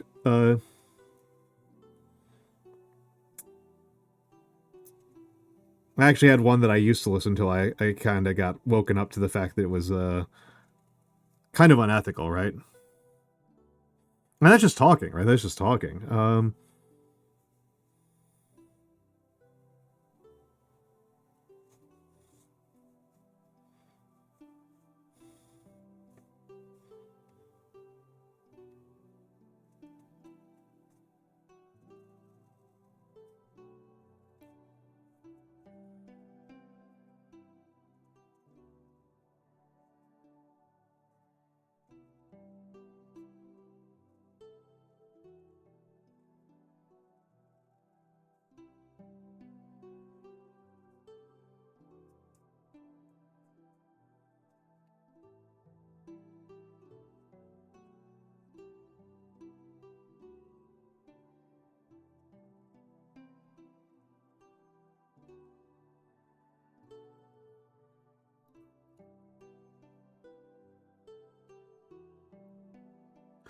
Oh yeah, the AI generated self-help slop is that's scary, right? That's scary because like that's just scary.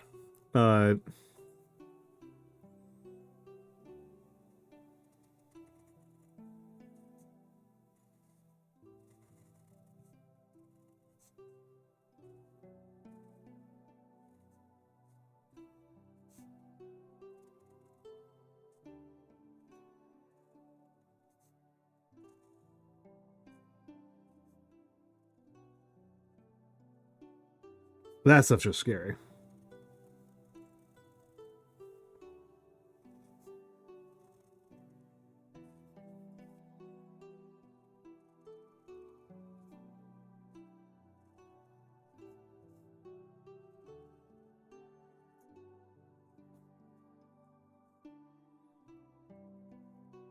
Hold up. Hold up.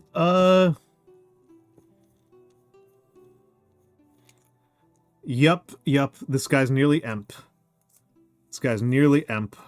We gotta It is time to refill. It's time to refill. Hold on, it's going to break tracking a whole bunch right here.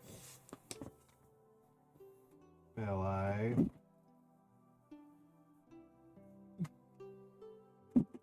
Gets are. Where are my syringes? There.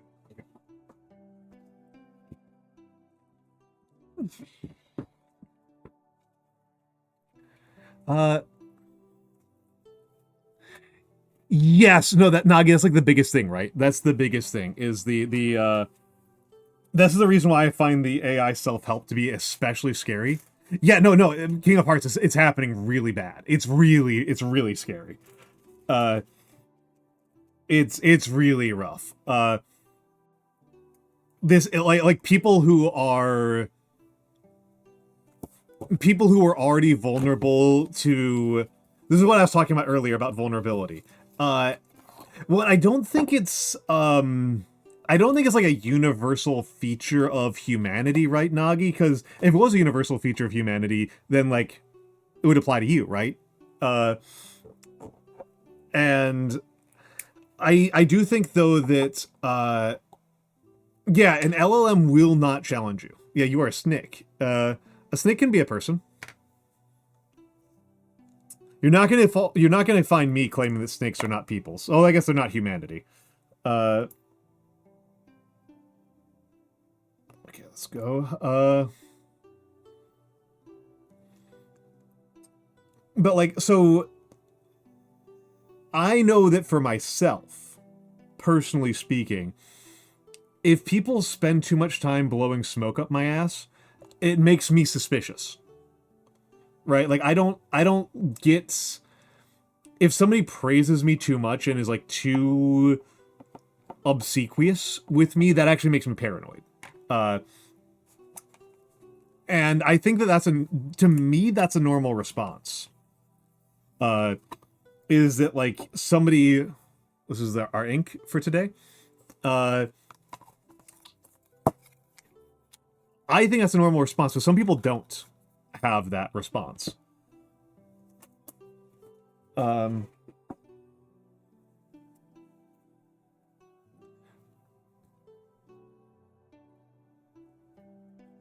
Some people don't have that response of going, wait a second, this is like, what are you talking about? You know, you ask ChatGPT, what are some snacks that I could bring to a party? And then the ChatGPT is like, oh, that sounds like such a fun party. It's like, what are you talking about? Shut up. I didn't ask you for that.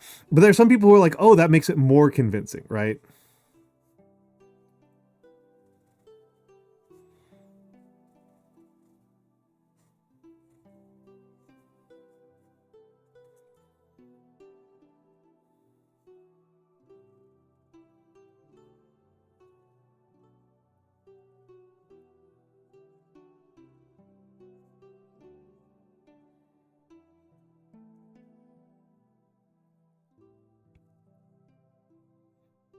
Bad Y right there.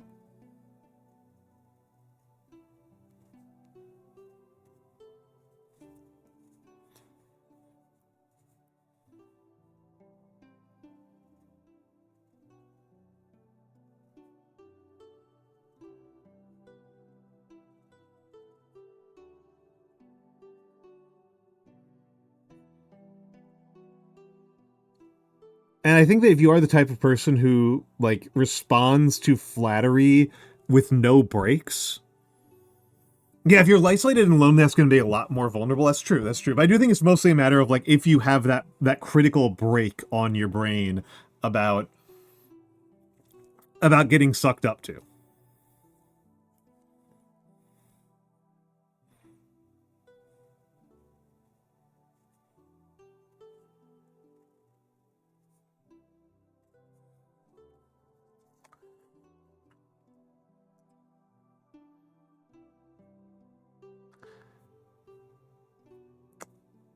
I will say, King of Hearts, the one that really distressed me was learning that people consult ChatGPT before they text their significant others. That messes with my head.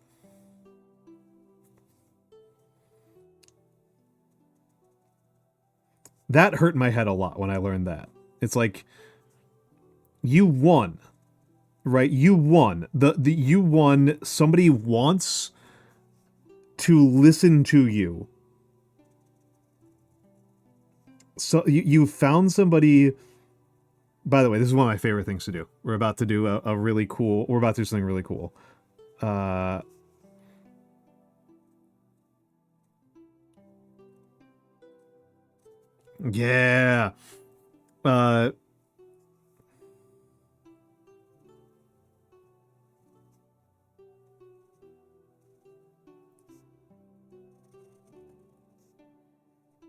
Like, you won. You have found somebody who actively wants to get to know you, who wants to spend time with you, who wants to hear your thoughts and your feelings and connect to you, and you are throwing that away. That messes with me. That messes with me really fierce.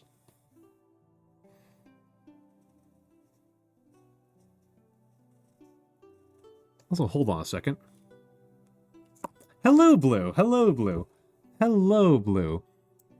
Welcome in, welcome in, welcome in. Hold on, I gotta do something in studio mode here for a second. Because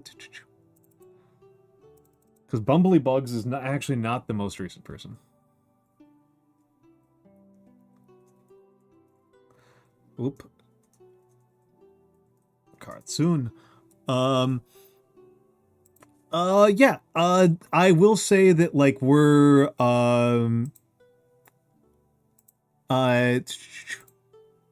there's going to be a little bit of a limit on, like, the era I can do. If you want me to make it look certain eras, it might be hard. Hello, Kyra. Hello, Kyra. Thank you. Thank you. Thank you. Thank you for the lovely wish, for the well day wishes.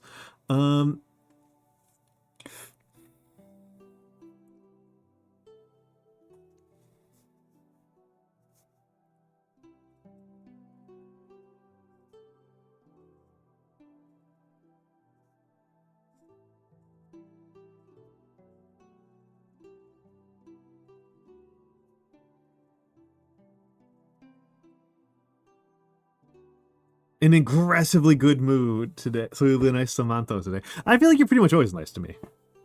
I feel like you're pretty much always nice to me, Kyra. How does one get started with calligraphy? That's actually really easy. You pick up a pen. You pick up a pen and you start writing. How did I get started? I was taking a lot of notes in graduate school.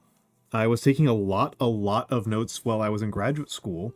And then once I got to a point where I was I just wanted to, I was writing like multiple pages of notes every day. And so I was like, why, if I'm writing this much, why not make my headers pretty, right? Why not make my headers and such pretty? So I picked up the bookstore, the campus bookstore, had a felt tip calligraphy marker that was like $2 or something like that. So I picked up one of those, and I went to the library and I picked up a book on lettering, on calligraphic lettering, and I did some practice. And then I started incorporating that into my notes. And after a while of doing that, I did that for a while, and then I found that I was enjoying the way my notes looked more, so I just kind of kept doing that, and I don't know, weirdly, it's just kind of become something I really like, right? It's become something I really like. Amusingly, I should say that's how I got started with black letter calligraphy. I actually started with Shodo before then. I started with Shodo when I was much younger. And Shodo I also took to pretty well.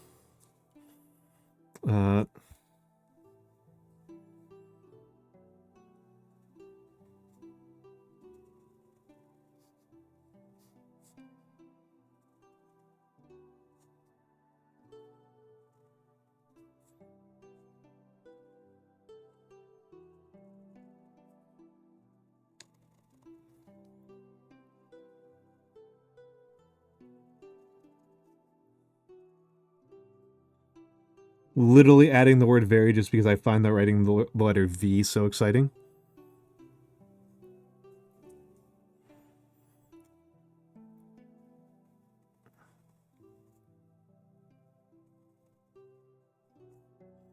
And I would say, Cairo, even when you're in a bad mood, I feel like you're still pretty nice to me.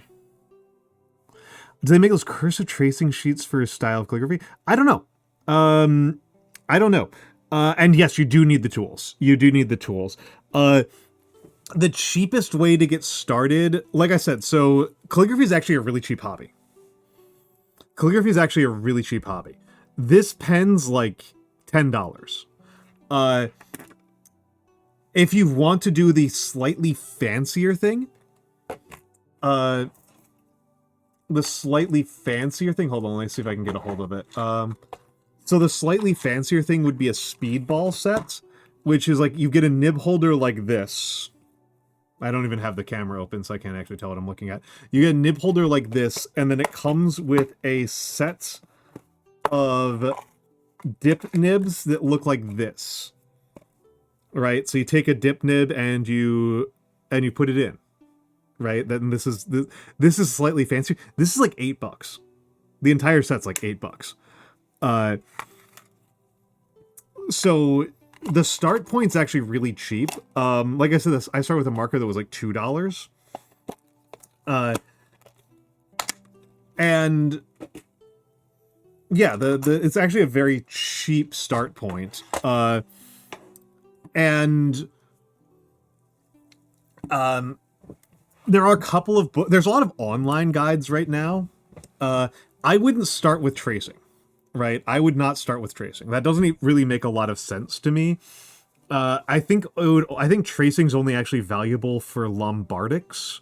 For other things, I don't even know that tracing would help. I think they would actually make your life harder. I think tracing would actually just be harder than like freehanding and trying it again and again. I am currently using unlined paper that I have put a lined sheet of notebook paper underneath and shined through with a light box. You can get guideline paper, pre-made guideline paper, real heads. If I was more patient, and I might start doing this on stream, because I am very patient. Real heads will use a ruler and a pencil. They'll use a ruler and a pencil to draw guidelines on the page.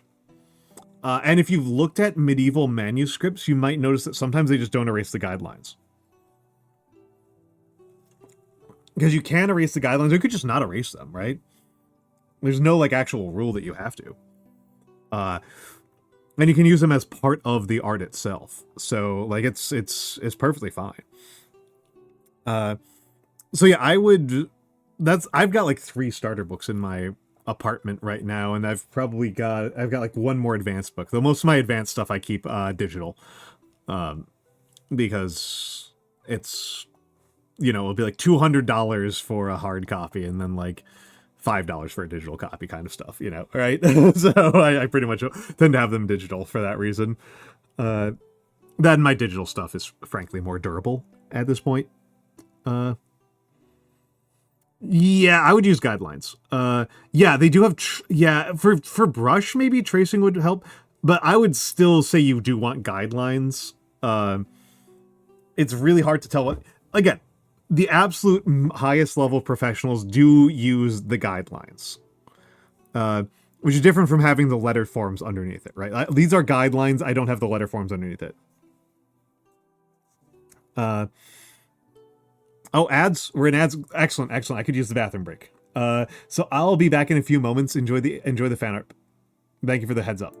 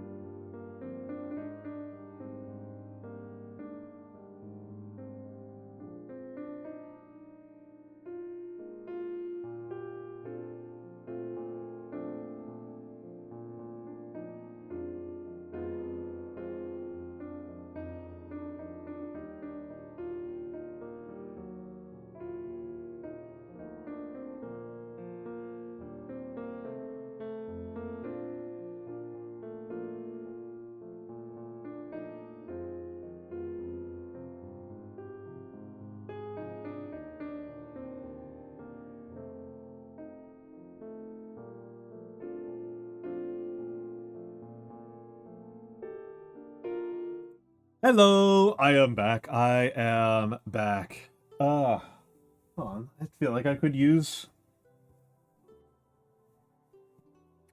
a sweater at the moment. Sweater back on. There we go.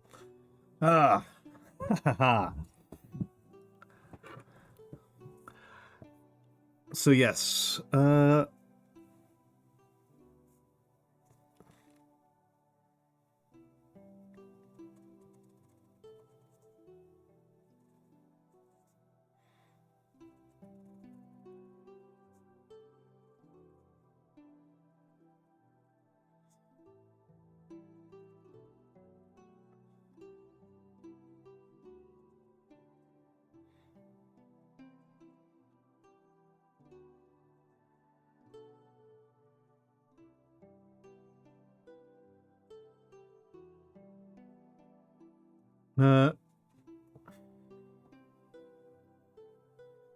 yeah, I mean, it is worth saying, right? Like, if I'm sitting here doing calligraphy for a while, that actually tends to kind of like make me colder than if I,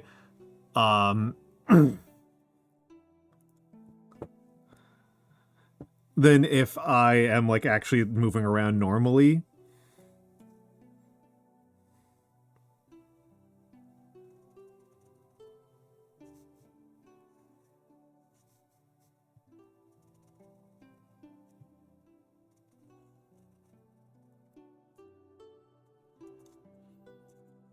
I mean, it's worth, I mean, you can improve your handwriting. I would say that my experience as a person who has, like, I picked up calligraphy, right? And then, like, I learned other forms of writing as I got older.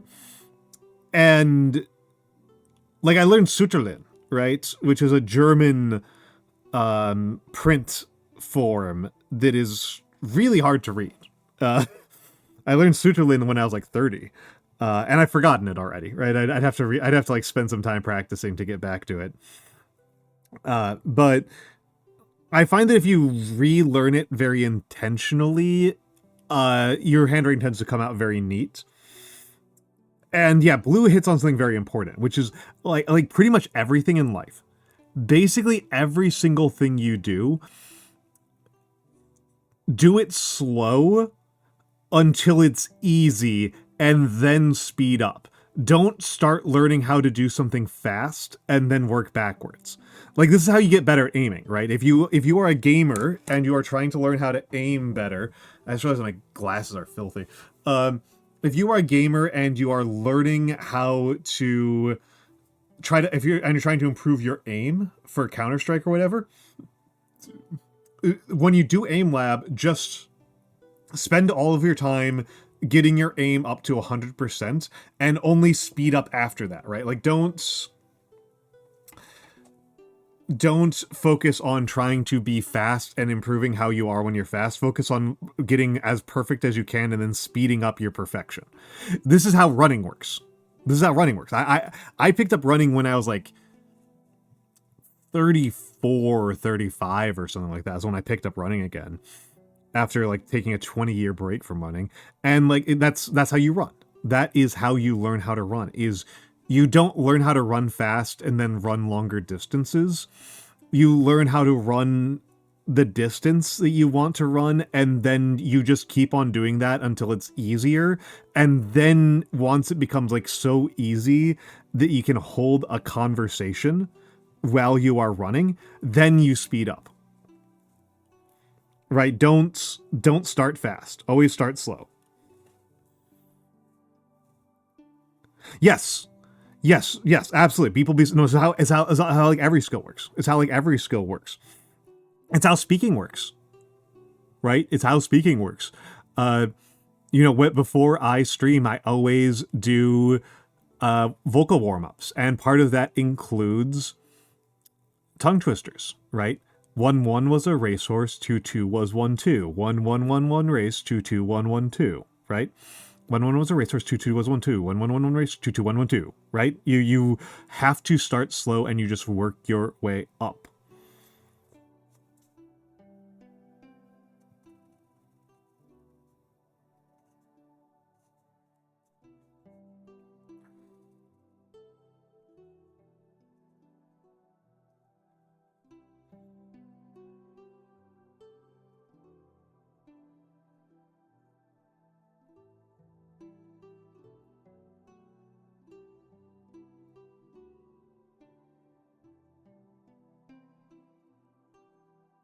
Forever drawing slow. Well, I mean,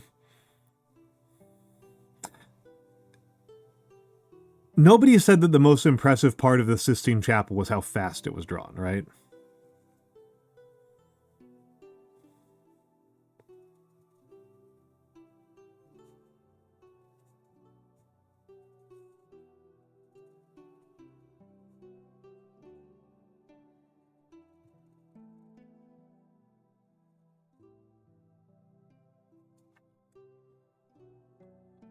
Aw.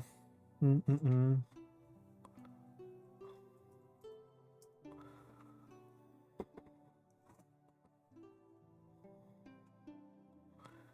Or am I gonna have to write this down? I think I'm gonna have to write this down. Damn it. Damn it. I like that quote.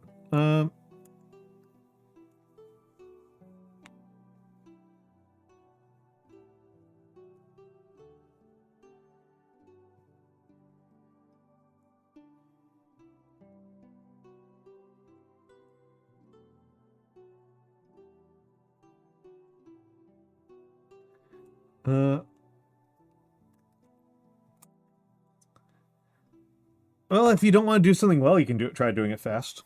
How is the Cruella movie? I've never had an impetus to watch the Cruella movie. That always seemed very silly to me.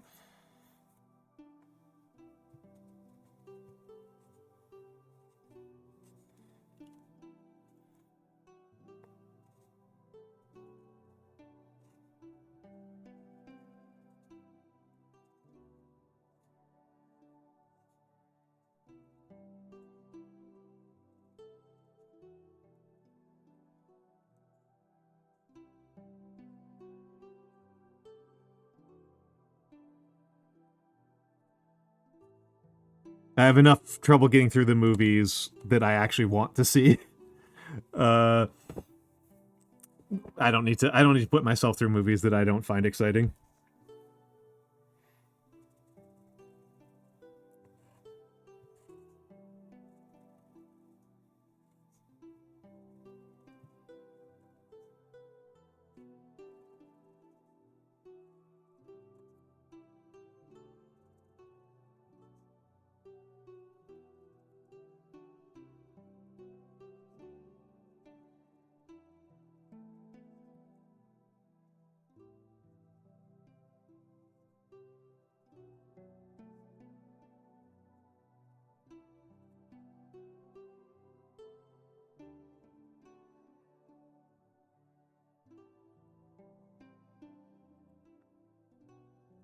Oh, I do new pages. I do new pages. And the bigger problem is not even the speed, it's the bleed through.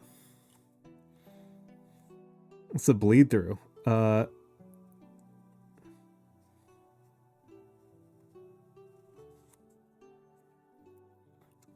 on, I can just show you. So like here's turning off the lights, right? So this was the practice sheet we started with. Like you can see it right through, right? You can see it right through. This is it's not a matter of dryness, it's the fact that it'll become both sides will become illegible. So yeah, if I used even thicker paper, it might be at the point where I could double over, but like at that point the question is a matter of cost, to be honest. And going even further up on the cost, like the paper cost is like, I'm buying pretty nice paper, but I think getting paper that's thick enough for me to not have to worry about that would be very expensive. And actually, so that was a thing I didn't really get into. Is it an advantage of dips over fountain pens? Is that dip pens can use gouache and paints that deposit on top of the page, whereas inks are absorbed into the page, right? So that's a potential advantage of going on the paint side of things. But I haven't really bothered with it too much. I have an actual project that I'm trying to do today. So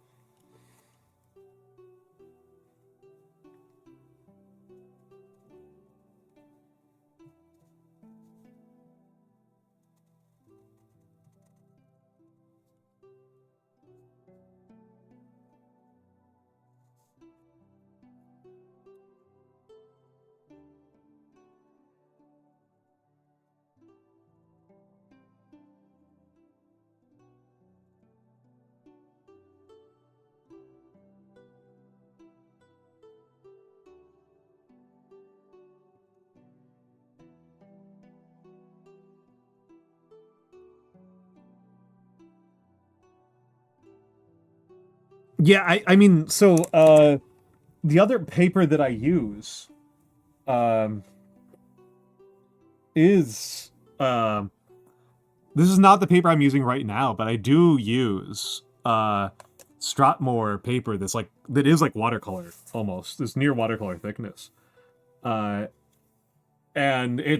even that won't really do it. I think I would actually need full watercolor thickness, which watercolor weight papers are expensive. Watercolor weight papers add up. Because I've been thinking about picking up Fumiho. I'm not sure that's like the best direction for me to move in, right? Like I kind of want to be progressing my art and expanding my toolkit. And like one option is Shoulder. Fumiho is kind of like leapfrogging over Shoulder. So I don't really know that I want to do that. But I should probably be focusing on is Cadell's.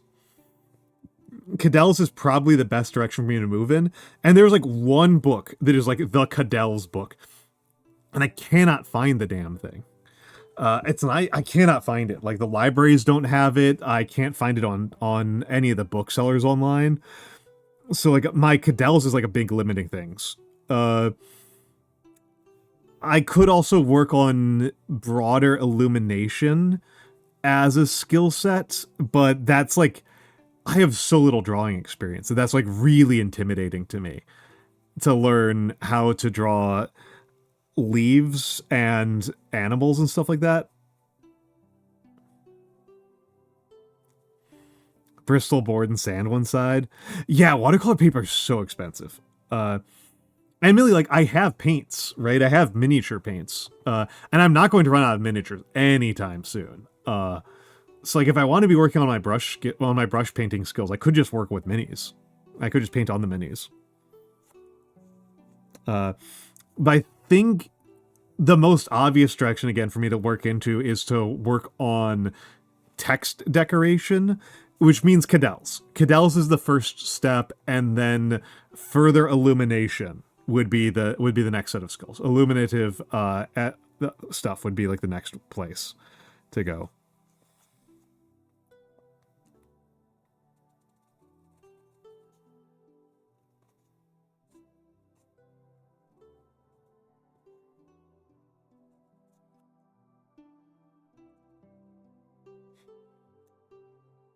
And of course, the thing is like learning, right? Yeah, it's like 10 pages. It's so expensive.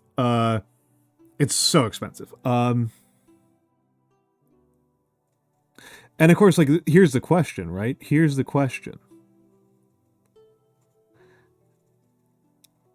Calligraphy is an art form that I love. But here's a question.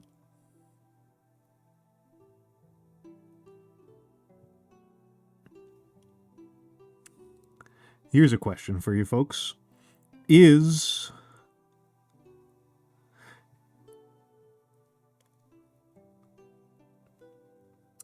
calligraphy even my actual art form?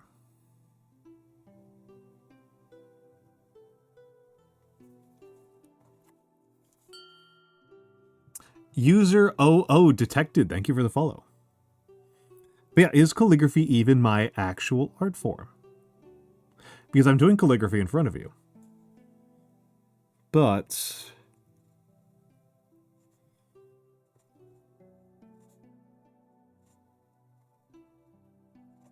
philosophically,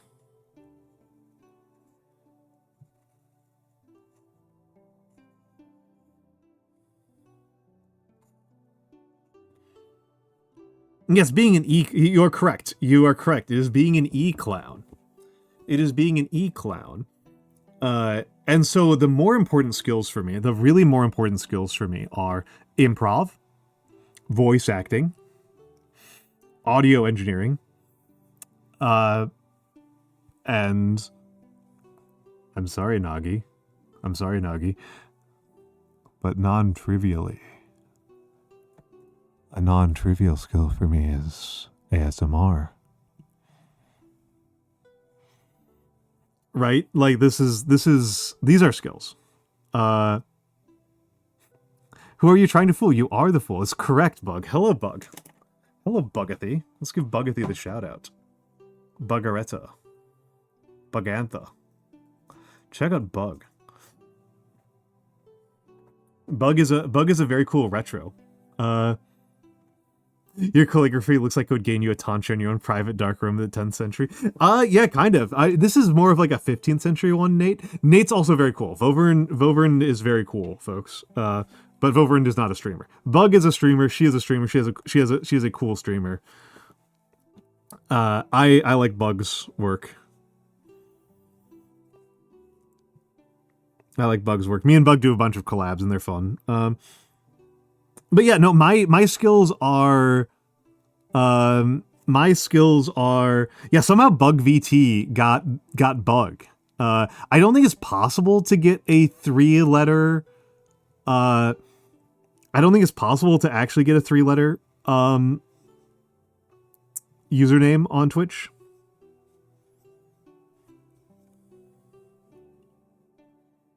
Lowest is 4, yeah, so you're kind of... Oh, you can? Okay. Because I was like, I don't think you can just get Bug.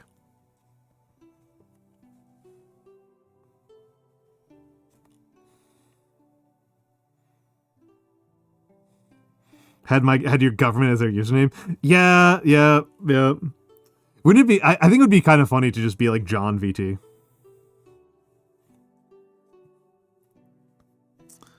To be Johnny Boy. Ah, you need to negotiate with Twitch. Okay.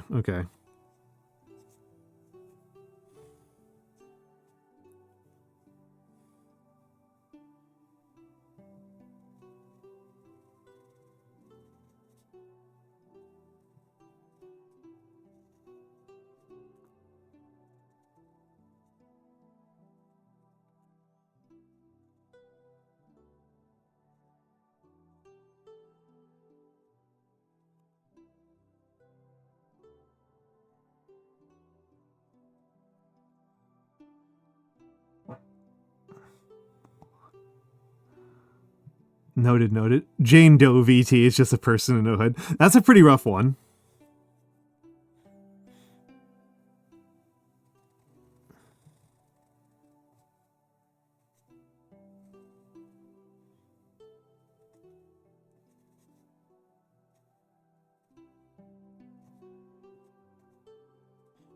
Imagine working on your own Voynich.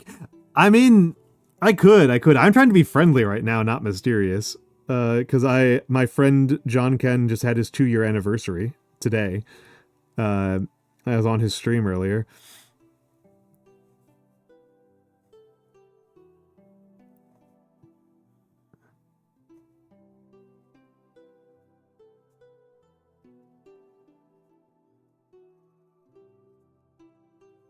Hold on a second. That's annoying. When my hair's got in there. Yeah, Cadels require a lot. Oh yeah, no, Nagi's got a quest. Nagi's securing the name Nagi is a quest. It's an adventure. We could make a movie out of it. We could make a movie out of Nagi's quest to become Nagi. To become the Nagi.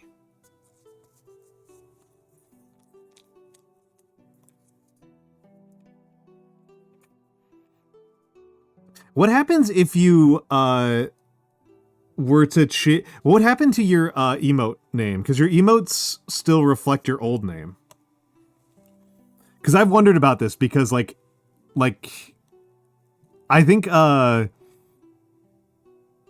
somebody has one that where it's not even similar. Where like their new emote name is like their emote name is not even close to their username. You can't get Nagi as an emote prefix. Okay. Who was it? Was it was one of the other bugs. Vespers, right? Oh. Hold on. This is a tricky one. Sammy,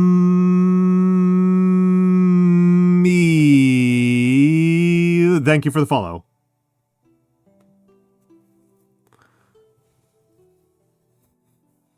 Nagi Nagi Smash. That's pretty good.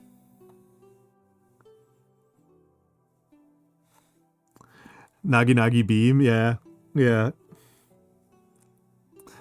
Blue, that was not I mean I do that for Pekko I always do that for Pekko. I don't know if I'll do it that long every single time, but I actually really appreciate it when I get the opportunity to do names like Sammy. I think that's actually pretty fun. I appreciate people having fun to say usernames. Naginata would be really good. That's super good, Nate. That's actually really good. That's really, really good.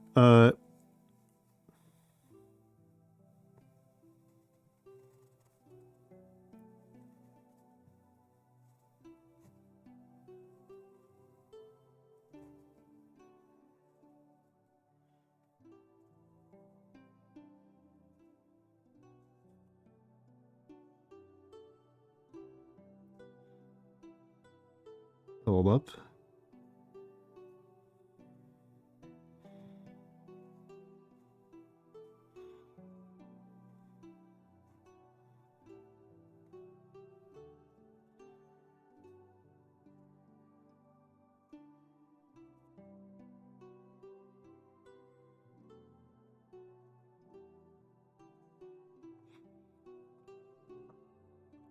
Yeah, I think it's fun. I think it's fun to do. But no, I actually have really phenomenal lung capacity. It doesn't really come up very often because I'm not a singer. I don't sing because I'm tone deaf, just in case anybody's wondering. That's the thing that stops me from singing on stream, is that I'm tone deaf. But I can hold a note for like a minute.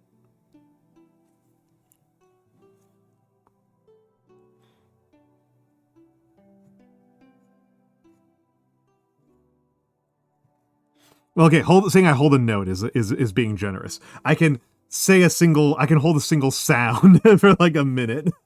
Saying I can hold a note implies that I'm able to actually stay on a goddamn note.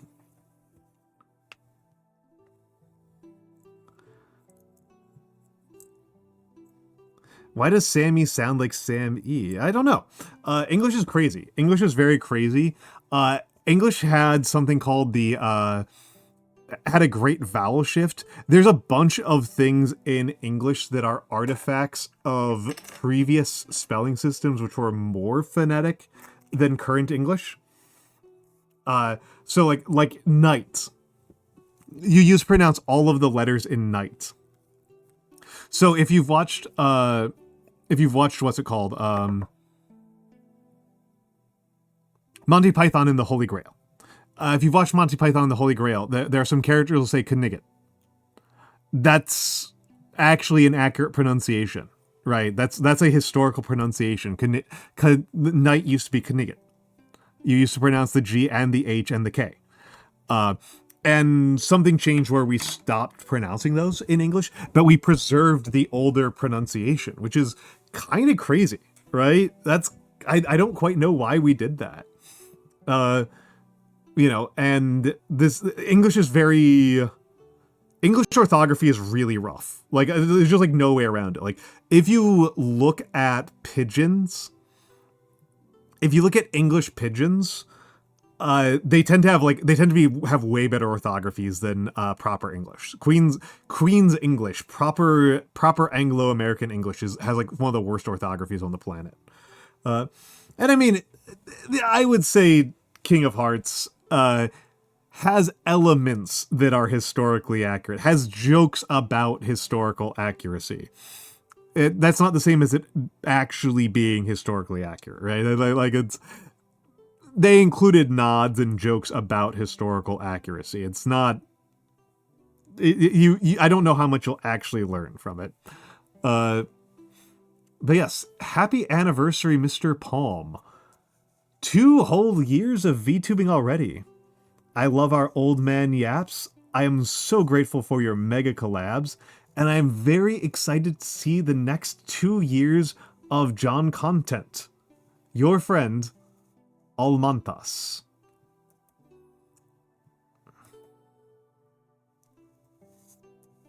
I mean, hopefully if you do, hopefully watching Monty Python will teach you some things about joke construction.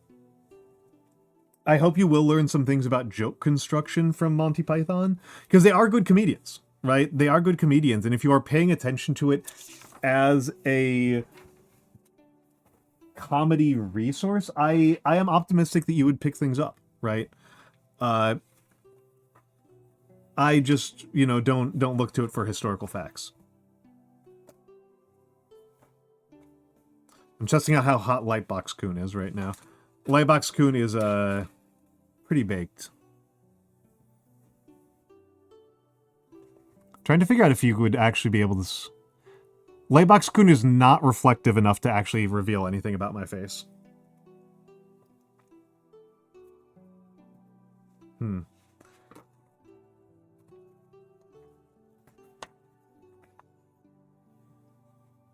Oh yeah, no, my hands are on screen all the time. I always make sure to clean and trim my nails before I show up. Yeah.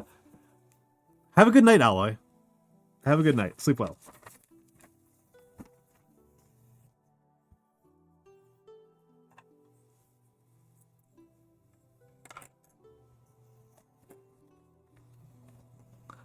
And let's see. So let's check something on Discord. Donde FS?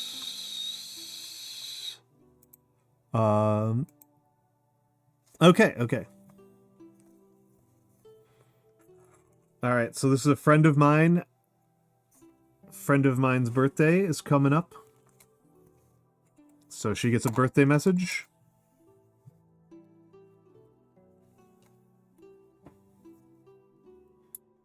Ah, there we go. And let's pull up chat again.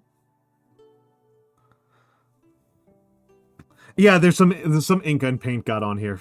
Some green ink got on here from me fiddling around with some stuff.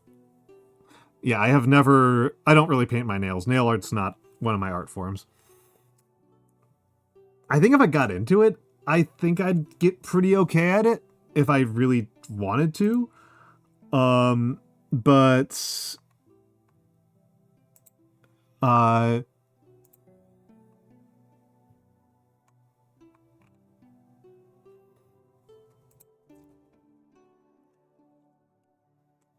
oh, yeah, I understand that. Sometimes that lasts forever. I've had the bruise under the nail be there for like 6 months. Petition for nail art streams. That sounds... You know what that sounds like to me, Beeplebees? That sounds like a subathon reward. I haven't really done... I think I'd probably be pretty good at nail art just because I've got very good fine motor skill. But also... Part of why I haven't really bothered with it is just like I've got such a masculine persona. Also, I just realized what Sammy's name did to my UI. It's really funny. Everybody look in the top right of the screen before somebody else follows. That's really good. But yeah, I haven't really bothered with it because my whole character presentation's like very, very masculine. So I just haven't bothered, right? All right. I mean, hi Cosmo Krill. Well, it's a matter of visual coherence, right? It's just visual coherence. I've had my nails painted before. Oh, Spider Cax Live. Thank you for the follow. And goodbye to Sammy throwing that away. Goodbye to Sammy's messing up my my whole my UI. The main reason why I've gotten my fingernails painted is because somebody was super drunk and we were trying to hydrate them. And we were it was like somebody would get super duper drunk and then we would we would use me as a tank, as an attention tank to while we were trying to get them to sober up. So I've done that a few times, which is always pretty funny. I've also got nieces and and they've painted my fingernails, right? Yeah.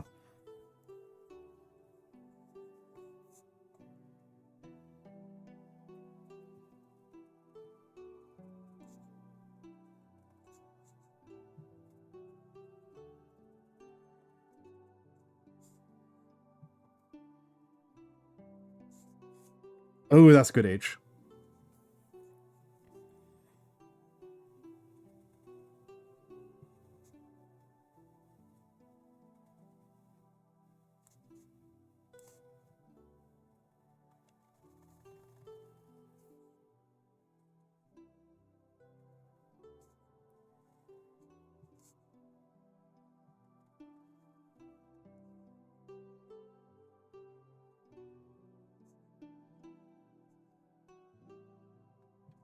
Hello, Anthemus Egan. Matt Mercer usually has his nails painted. That's true. That's true. Next time you're doing a minis painting stream, I should paint my nails. Very realistic chance that I will do minis on Friday.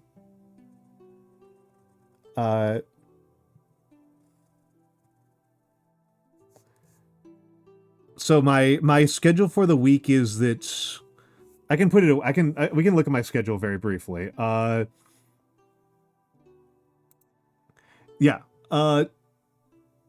Tomorrow is Deltarune. That says 10:30. I'm going to start at 10 o'clock. Artifact of some stupidity. And then Wednesday we're doing Discord movie night. Thursday I'm doing Bokura with Mabel. And then Friday I'm doing whatever I want. And midnight_moon321. Thank you for the follow.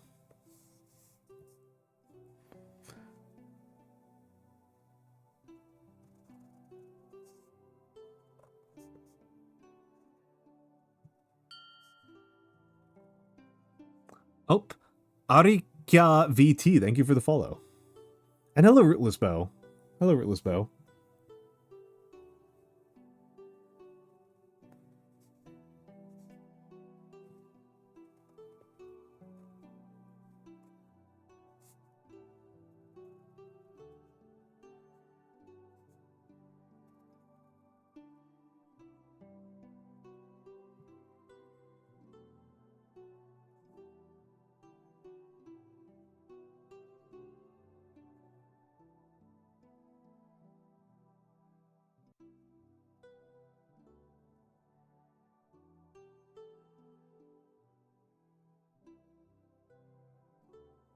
Okay, how do I do G's in this script?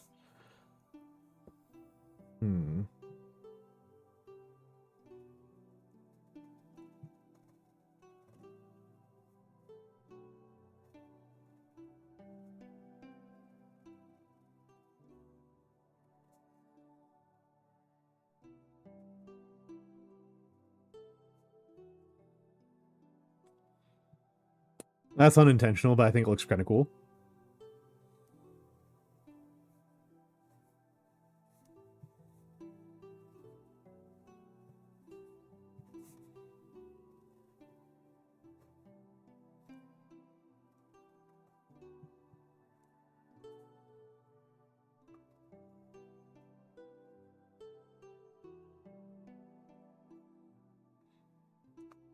She's not supposed to know that I'm doing this. But I also am just gambling that she's not on stream right now. If you are, then don't rat me out. I'm not supposed to let you know that I know about this.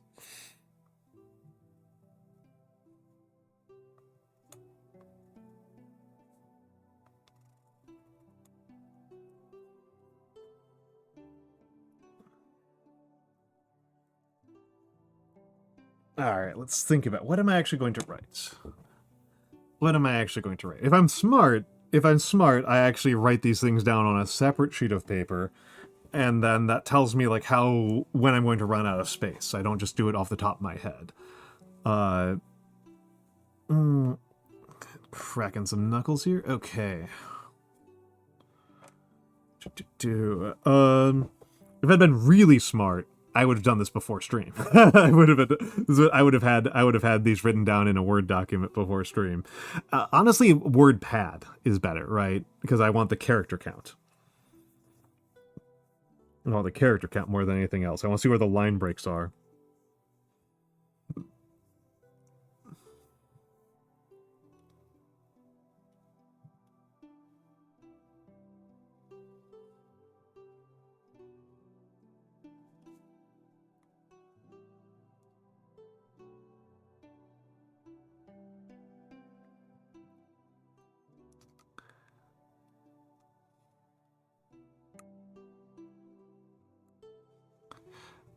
Let's see. Yeah, word breaks. Yeah, I try to avoid having to do word breaks mid-line. I really don't like to do it, but it's sometimes difficult to avoid. I tend to just kind of work around it and just accept that I'm wasting space when I'm doing my own calligraphy. What am I saying to Glitch? Happy birthday, Glitchica.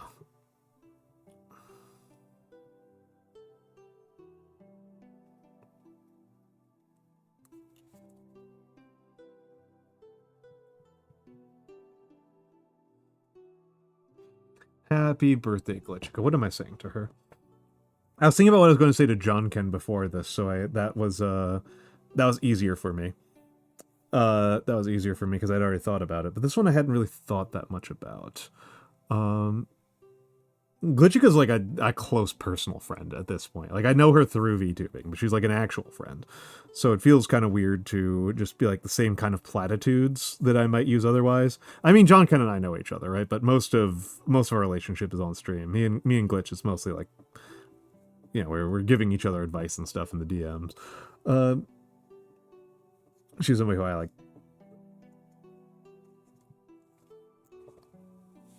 Really think quite highly of. Hello, Emperor's Armpits. Yeah, former Dusktuber, current Dawntuber. That's true. It is a nice, cool 1 a.m. for me. It's a nice, cool 1 a.m. for me. I'm going to be composing this. I'm going to compose this in Notepad. I'm going to be composing this in Notepad while I think about this. So, because I know that there's something I want to say, but it's going to go towards the end.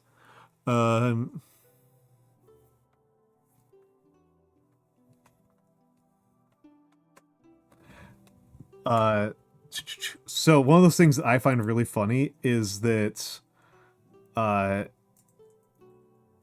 Glitch, I don't think I'm not subscribed to Glitch right now, but yeah, I'm not subscribed to her right now, is that she has this emote as well, but mine has bigger hips.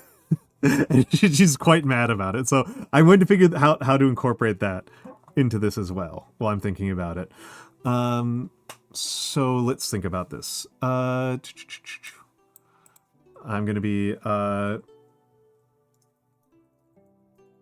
happy birthday, Glitchica.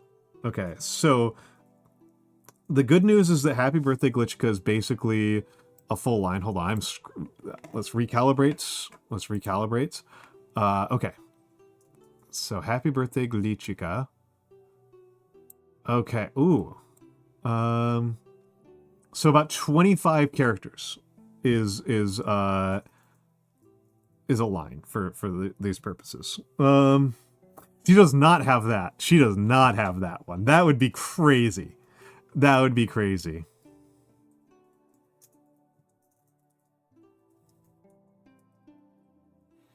That would be crazy.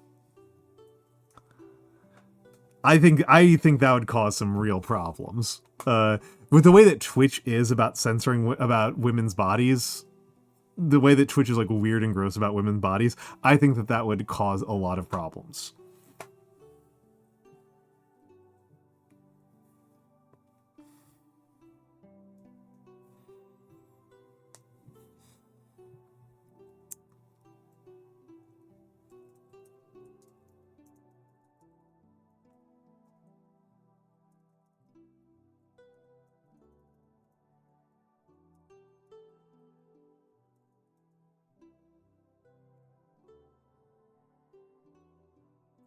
That would cause so many problems. And let me take a look at the one I just did for John Ken. So if I've got about 28 characters across, so that's how many columns I've got.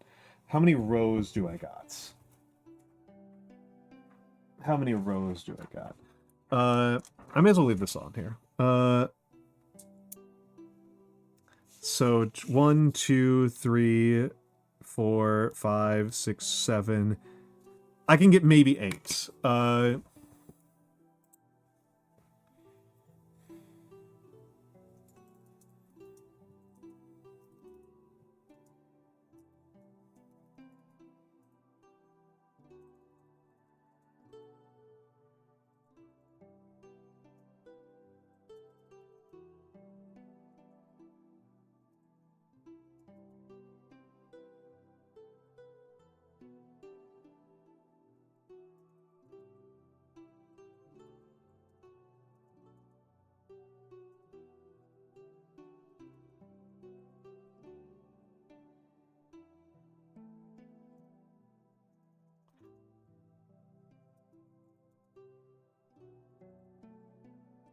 Okay, that one,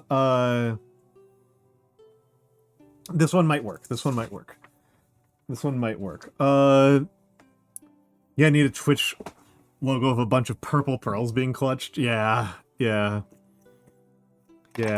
kind of funny too, because fundamentally a lot of our business model as VTubers is relying on kind of doing the kind of entertainment that would be inappropriate to do in a lot of other contexts. We are kind of always constantly pushing the boundaries of what's considered acceptable. I mean, so the way that would work, Blue, is that I would use a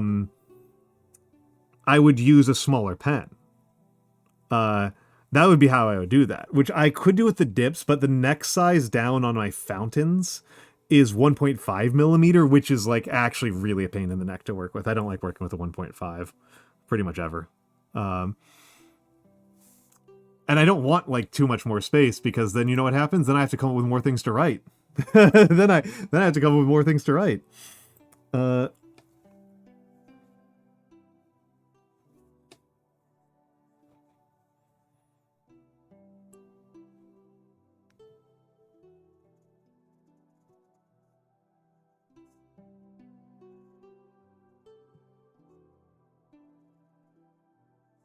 Bad A. I don't like that A at all.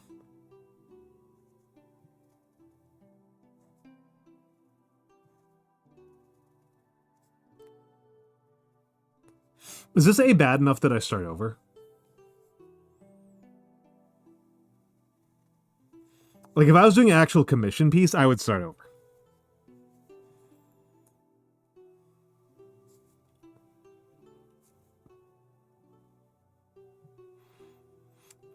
So King of Hearts, one of the things that I think of as one of the most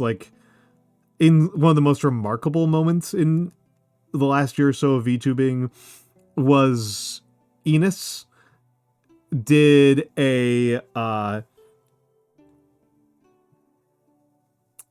was holding a competition for test. So there's a scientific study that women can tell how attractive they will ultimately find a guy just from smelling their clothes. And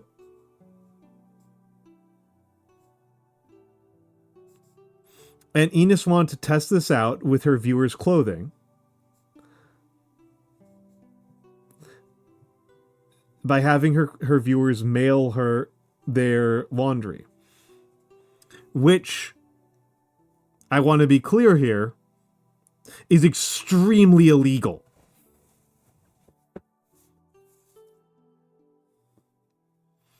That may not sound that transgressive, but that's super illegal. Yeah, Mythbusters did that. Oh my goodness. Oh my goodness. Goober Guts. Thank you for the raid. Hello, Raiders. You have spared me from having to talk about bio law. Let me give you the shout out, Goober Guts. It's Goober Guts. We're goobing all over the dang place. Hello. I am Almantas, former professor of sociology and current VTuber. I used to, that is not a bit, I used to teach sociology. And now I am here. How was Lies of P? How was Lies of P? I mostly, today is a calligraphy day, which is my mainstream content. I have several friends who have birthdays.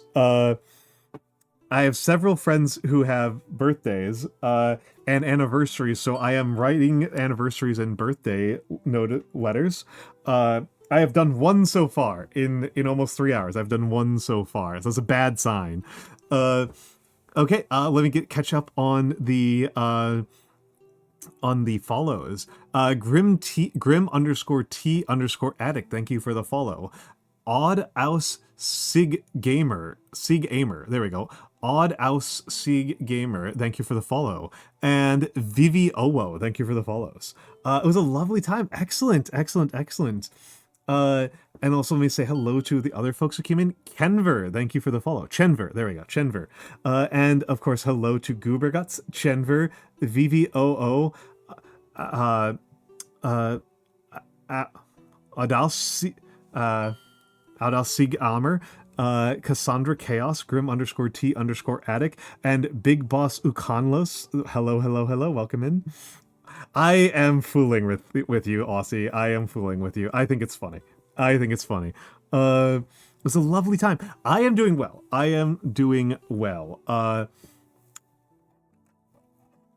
Yeah, you earn nicknames around here. I think it is funny to do Odyssey gamer. Yeah. You guys should all consider yourselves fortunate. Oh yeah. I'm just going to show off my two favorites. I love this one.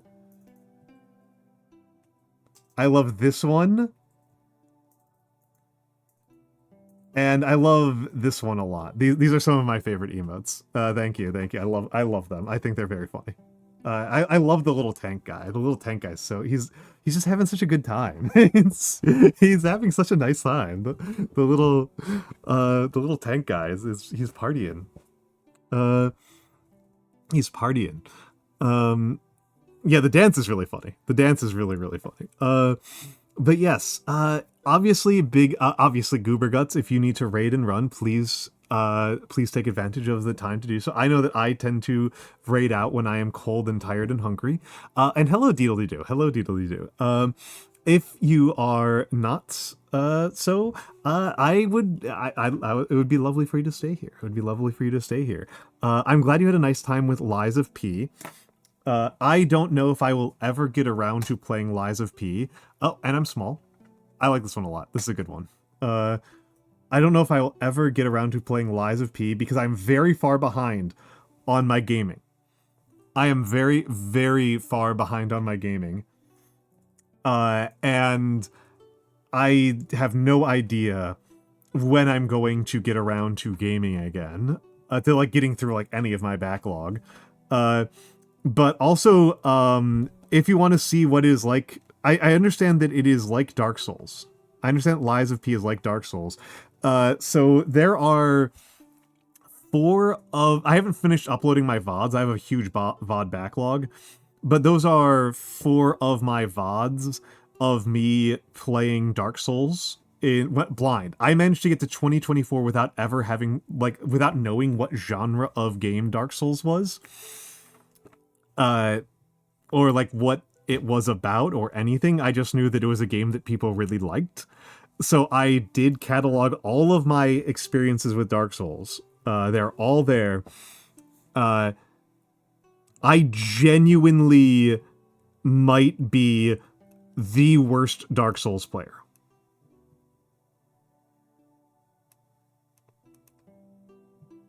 On the entire planet. I might actually be the single worst one. Oh, Kieli_Key. Thank you. I do try to make it pretty.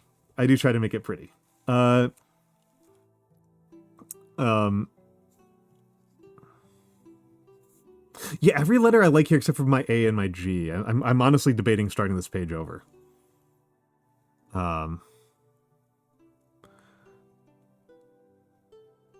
is easier than all 3 Dark Souls games so far. Well, I want to get through Dark Souls before I get through any of the other Souls-like. I'm starting with Dark Souls 1. At the rate we're currently going, I am beating 1 boss every 4 months, is the current pace. So that's where we're at. Hello Zanja, welcome in, welcome in, welcome in.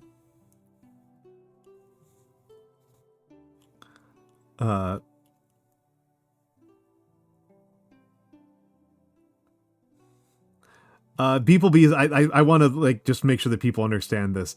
I died to the Asylum Demon 123 times. It took me 3 streams to get through the tutorial. And they were not short streams.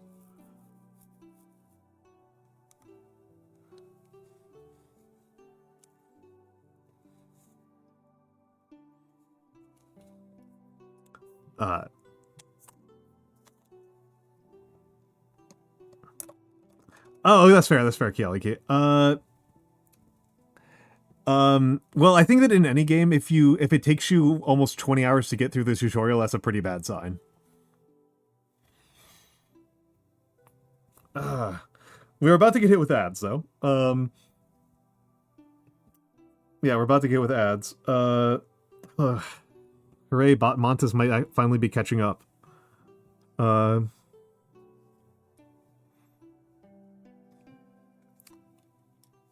Ads incoming. Yes, ads are incoming. The bot's finally working.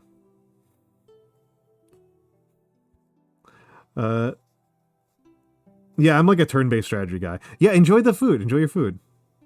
You did call it a bad bot before. Well, the thing is, like, Seribot took the strays. Seribot took that as a stray.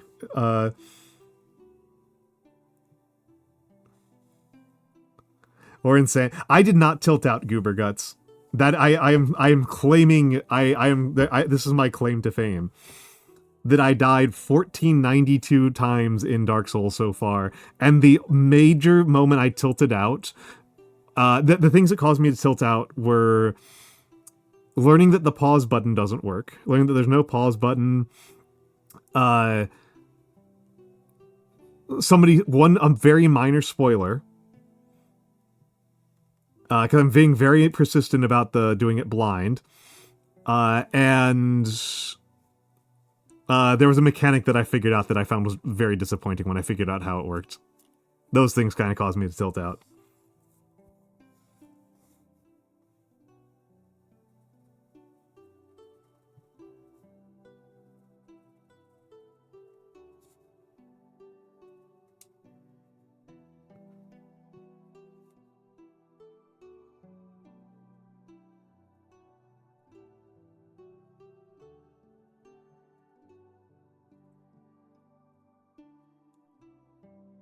Yeah. There's a small Mantas redeem. Cosmo Krill redeems small. I've got small, I've got tall, I've got sock, I've got and I've got almond redeems. Yeah, no, it's on purpose. It's on purpose. I'm squished on purpose. I think it's very funny. I think tall Mantas and small Mantas are really funny. so they're going to continue. Thank you for telling me this, Immaculate, because I was actually feeling like I screwed up really bad on this page. So I will keep it rolling. I'll keep rolling. That said, ads are coming like right now, so enjoy the fan art gallery while I use the bathroom.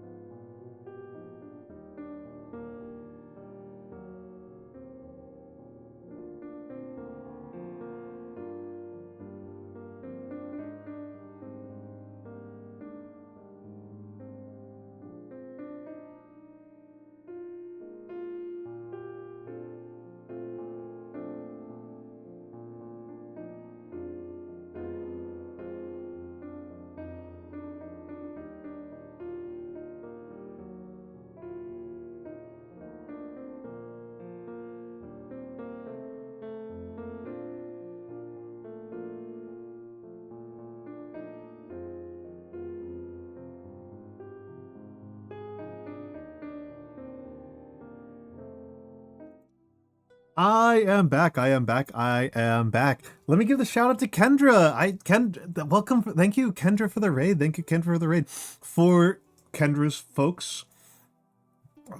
folks, I am Almantas, former professor of sociology, and now I am anime online professionally. Thank you, Kendra, for trusting your community with me. How was Elder Scrolls? For my folks, Kendra is a friend. She is a friend of me and Inari. During one of my favorite streaming moments of all time, which was Inari's extremely lengthy plastic duck simulator mega collab, me and Kendra were on there for several hours of just me, Kendra, and Inari. Kendra's funny. Kendra's very funny. She is a blood-sucking fairy, which is somehow not just a type of mosquito, though it is kind of a mosquito. I hope that Elder Scrolls was nice to you, nicer than me, at least. But yes, we are doing calligraphy. It is my friend Glitchica's birthday shortly, so I am writing her a little happy birthday message.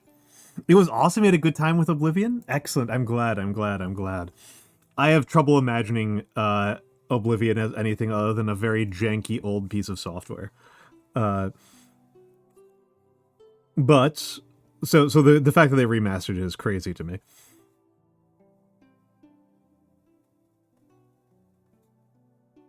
But that's me being an old, right? That's me being an old man who, you know, when you talk about Doom, I'm like, why not just play Doom original?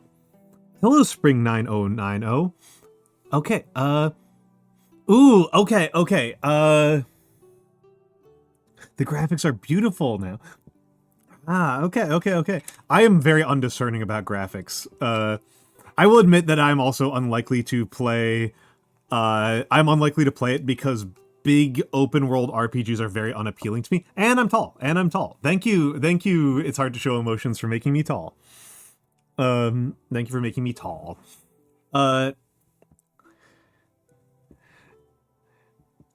I love OG Doom. Me and Bug are doing the handshaking meme for being fans of Doom 1 over Doom 2. Both of us prefer Doom 1 over Doom 2. But yes, okay, so... Oh, and I'm Almond. Blue, did you just make me Almond so that nobody could make me Sock? Were you just trying to prevent the Sock from happening? King of Hearts has asked me my favorite Roman Empire story. So I think that one of my favorite little stories... yeah, the almond. The almond's wonderful. I love the almond.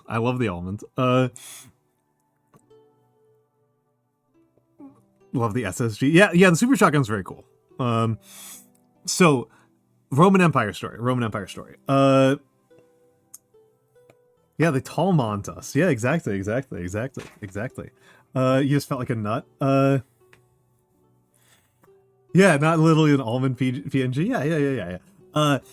So one of the things that I think about all the time, that I don't know if it's my favorite story, but it does really stick with me, is the most common type of person in the Roman Empire would be a smallholder. We'd be an independent small farmer, right? That would be the single most common type of Roman. And despite the fact that these were the single most common type of Roman, they do not show up in the literary record for shit. They're very, very invisible in the literary record. And in terms of actual literary representations of rural smallholders, it's 2 paragraphs of Varro. We have so much data because we've got Varro, Columella, and Cato the Elder write very extensively about being a rural large farmer with a slave estate. So we know quite a bit about slaves and senatorial class wealthy Romans and like what their lives were like. But the only part of what the rural smallholders is like is these 2 paragraphs of Varro. Everything else we've got is archaeological evidence and like epigraphy, which is really tricky, right? Like with Columella, right? He's just writing, and he writes this whole ass book about it, about being a slaveholder and what life is like for slave owners and for slave masters and stuff like that. And then for the guys who are just standard farmers, it's just these couple paragraphs of Varro. It's just a couple paragraphs of Varro because Varro was once stranded. Was once stranded and some rural smallholders took care of him. And so he writes about what their lives were like. But it's just a couple of paragraphs, and this is like, in terms of the total hours lived of Romans, these guys swamp out the senators. These guys absolutely swamp out the senators. They swamp out the slaves. They swamp out the merchants, and we have so much less about them. And there's just something that's so interesting about the fact that, like, what knowledge we have about them comes from these 2 paragraphs of Varro, and then it's like headstones, right? We've got like headstones, the occasional, which gives us like death poems and stuff like that, and like some lawsuits. It's really difficult. There's just something that's so interesting to me about that. And it also means, like, if you ever see me play Imperator Rome on stream, I will not shut up about this. That Imperator Rome's model of the ancient economy is built on Cato the Elder's writings, but Cato the Elder is not a representative sample of what the ancient economy was like. He is a guy who is writing a guide for people like him, which is a small minority of people, right? It would be like trying to reconstruct the entire 21st century economy from YouTube tutorials about how to be an influencer. As cool as I think what I'm doing is, I'm part of a very small minority of a minority of a minority, right?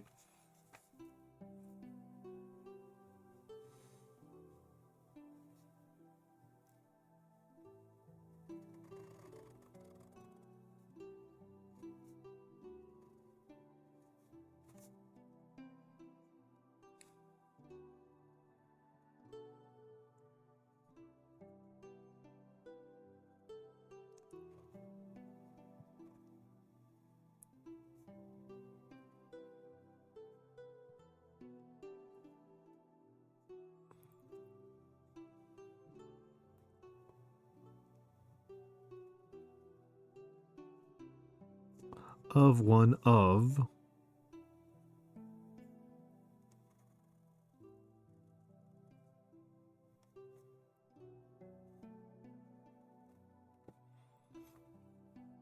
Yeah, that's something I think about a lot of time with the Roman Empire.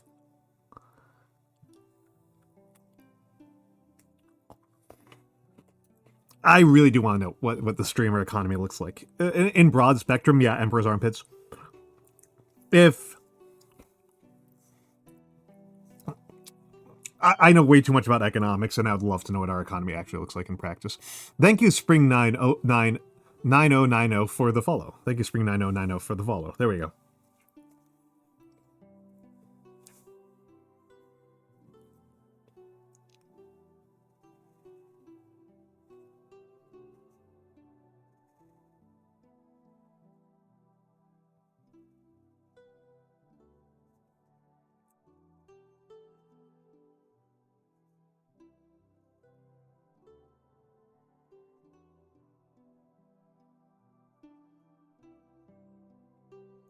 There we go.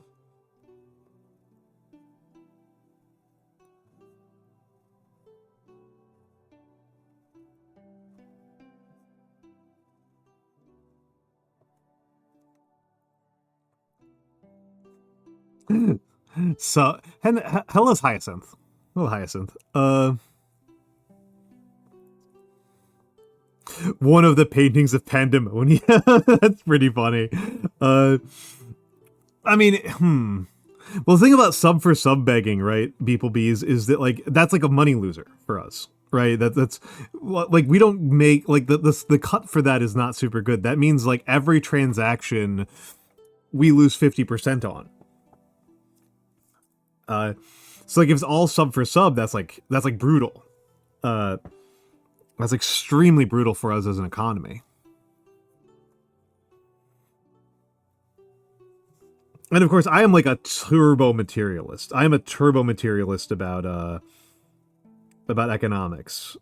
I am very, very verbally of the opinion that when you're doing economic analysis, eventually somebody is pulling something out of the ground, right? Somebody is pulling a rock or a plant out of the ground. That is eventually what all economic transactions have to somehow lead to.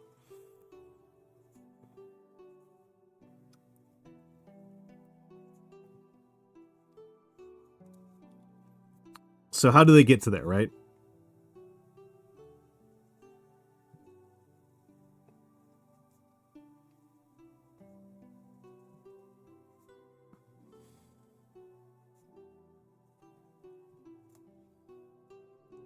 Renegade physiocrat. Yeah, the renegade physiocrat. You've run out of things to draw. Oh,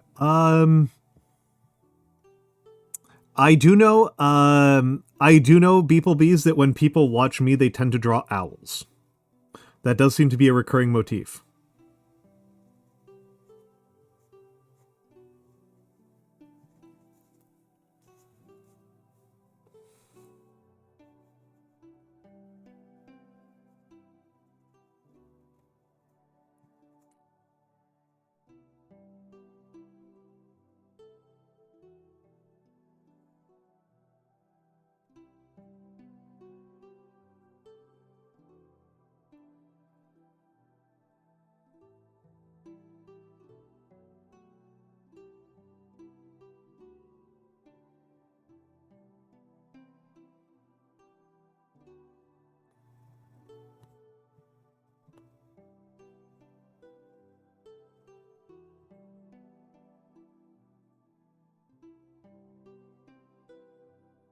Yeah, drawing an owl right now. Yep.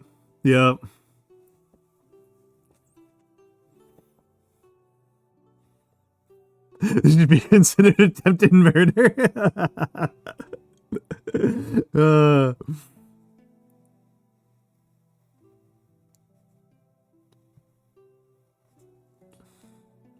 I really enjoyed a quiz I saw a while ago that was about how well do you know Metal Gear? How well do you know Metal Gear Solid? And one of the questions was what was it called?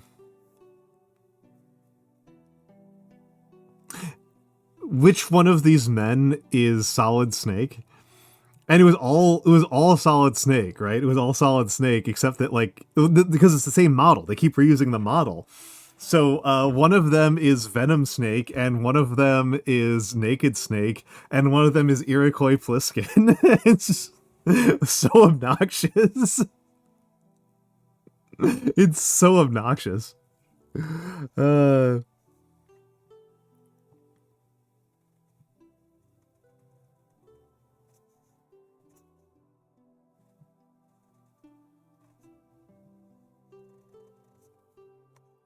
Have you played Build Engine Trinity before? I've never heard of Build Engine Trinity. I've never heard of it.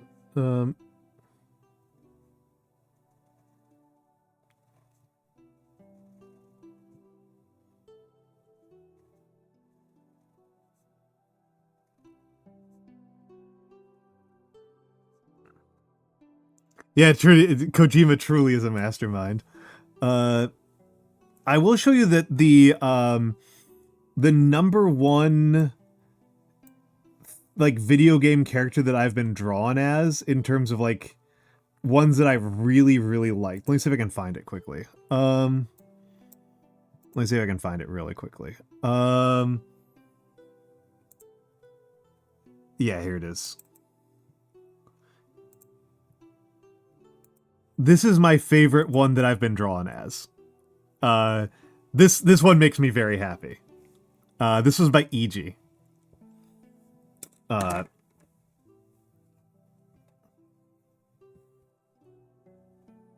Oh, I've played Duke Nukem.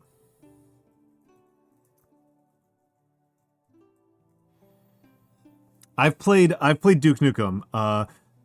Yeah. Me and EG had a very lengthy conversation about the art history in Outer Wilds, because we're both huge Outer Wilds heads. I played Outer Wilds last year, and then me and them had a really in-depth discussion about like the influence of like Aztec and Egyptian art on the like the intentional references to Azteco-Egyptian and Aztec-Egyptian art and a couple of other art movements in and tintypes. Tintypes are really important as well. Tintypes, they know way more about tintypes than I do. I knew much more about like the Egyptian art. They knew much more about the tintypes. And they drew me as a nomai while we were having that conversation. Like every time like me and them talk, they're always like, yeah, you were just meant to be a nomai. You are such a nomai. It's like, it's absolutely true. It's completely accurate. I relate to the nomai so hard. I found the nomai to be the most relatable and reasonable fictional society I can think of. It made me very happy.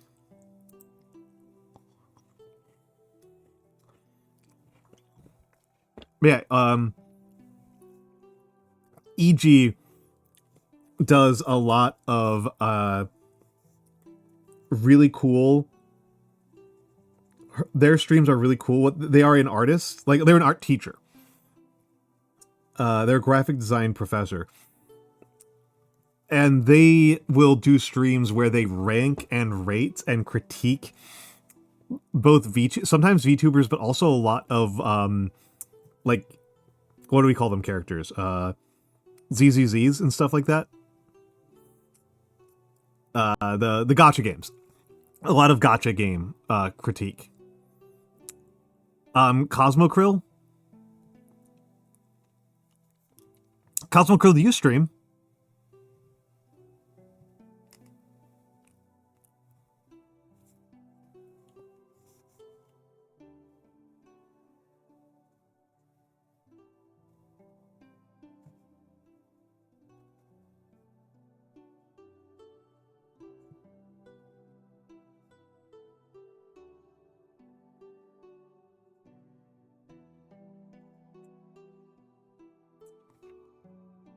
Okay, Cosmo, please, even if you don't really stream it, even if you just record it and then publish it as YouTube videos, I would really appreciate it if you streamed or recorded and published your experience of Outer Wilds.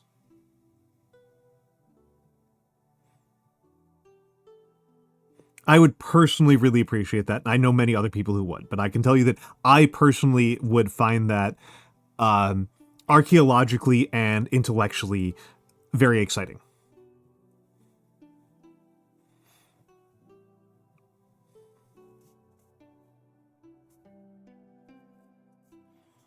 I will shut up about Outer Wilds at this point, though.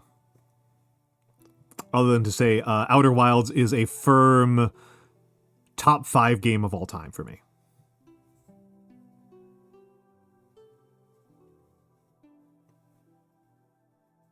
Sorry, I have to re-gear my brain out of thinking about that.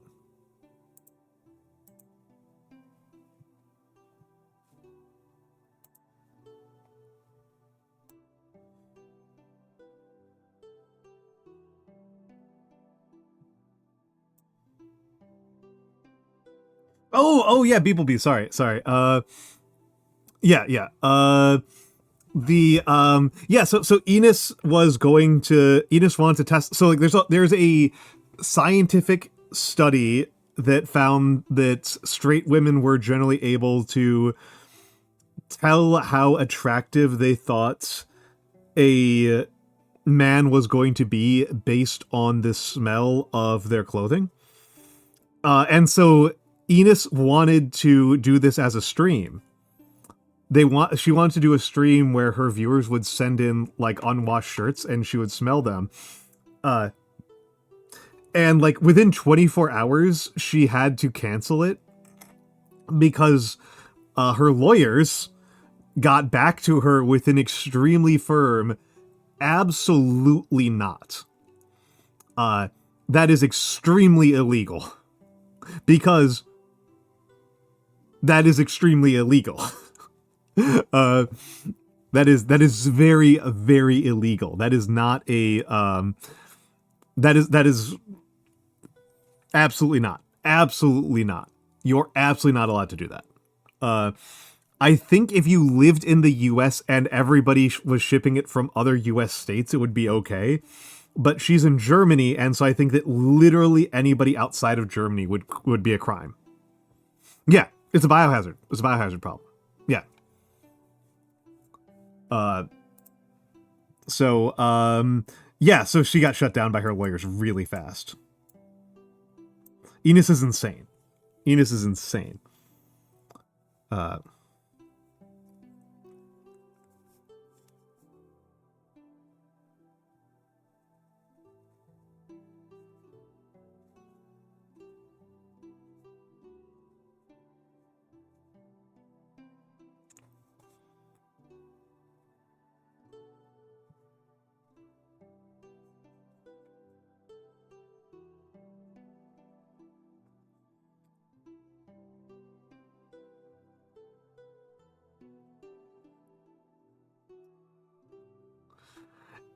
Well, and then she left the corporation, so she doesn't. I don't know if she has lawyers now, so I don't know what's gonna happen to her now.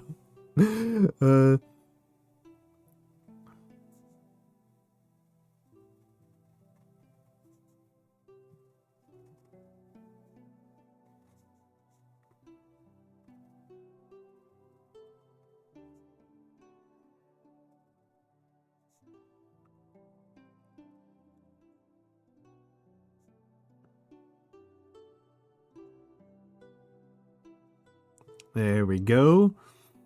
Yeah, oop.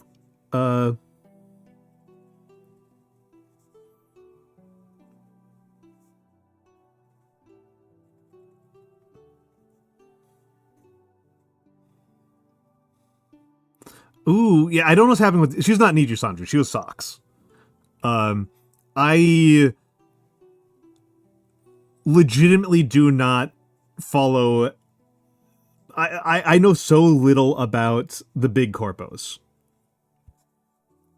Like folks, you just don't get it.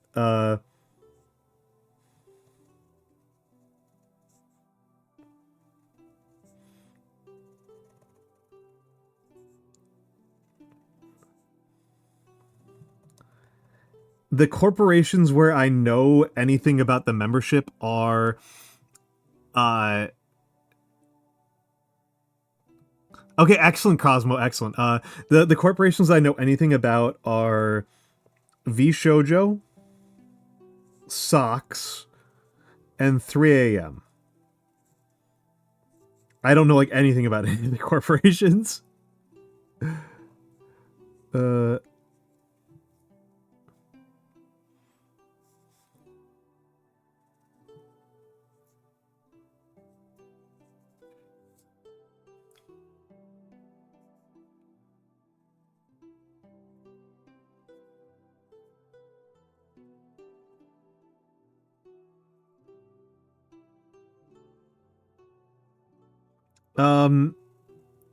And I mean, it's a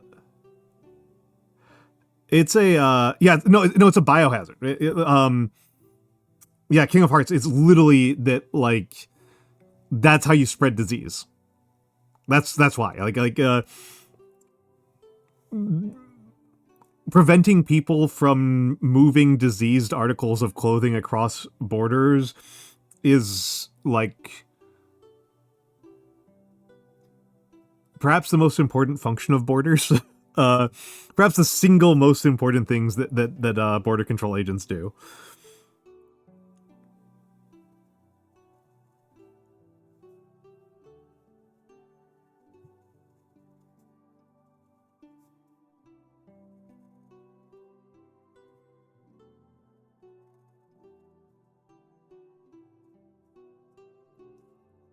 Collecting DNA, I don't think is considered a substantial part of the concern here.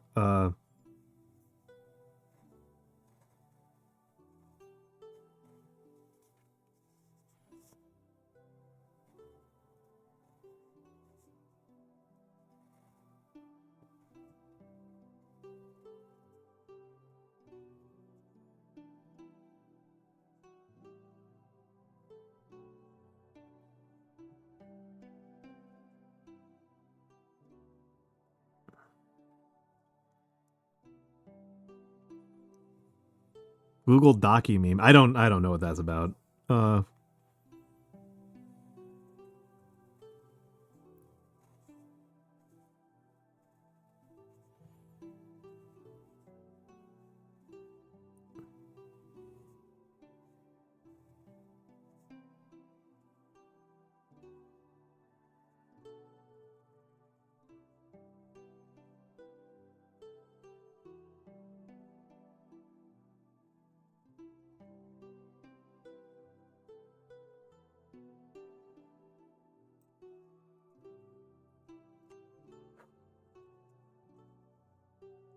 Oh, right, Kendra. Thank you for stopping by. Thank you for trusting your folks with me. Thank you for staying around. Obviously, yeah, please have a good night. Please have a good night. Please have a very, very good night. Well, People Bees, you can still do that. Just don't involve international transit.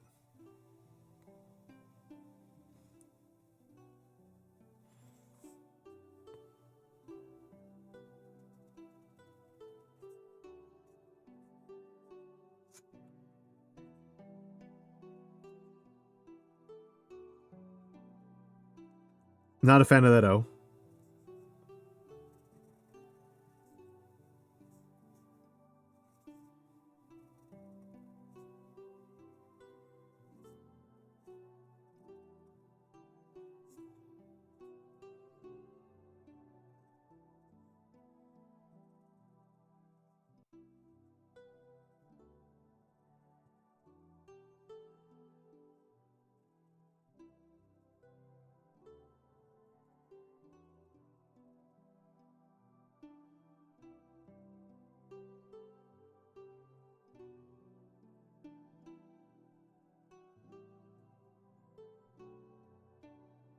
I'm an American. I am Los Yankee. I am Los Yankee. I know they're joking, but I am from Estados Unidos. I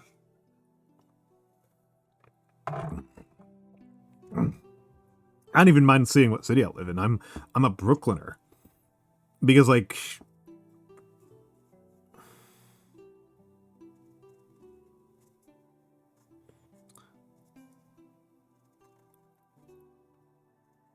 what are you going to do with this knowledge, right? What are you going to do with this knowledge? You know, so we know he lives in Brooklyn. That's like 4 million people. We know he's a white guy in Brooklyn. That's like 2 million people. We know he's a communist white guy in Brooklyn. That's like 2 million people. We know that he's got a lot of facial hair. That's like 2 million people. We know that he's vegan. That's like 2 million people. It's very difficult. Very difficult to get a lot of information out of this. People who have visited me before have trouble finding me.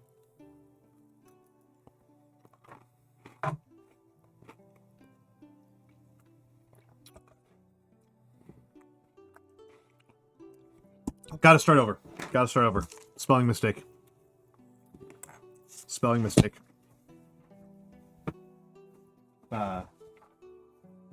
Spelling mistake.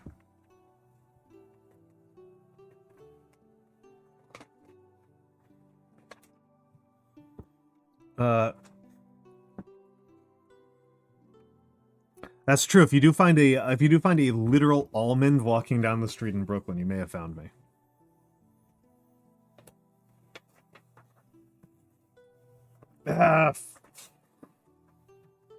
Rip the page I was pulling off.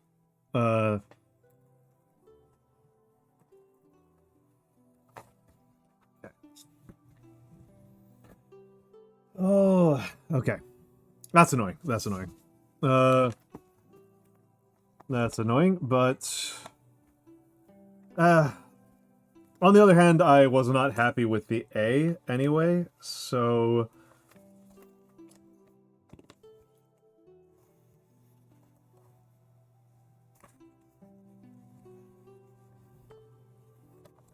I was unhappy with the A anyway, so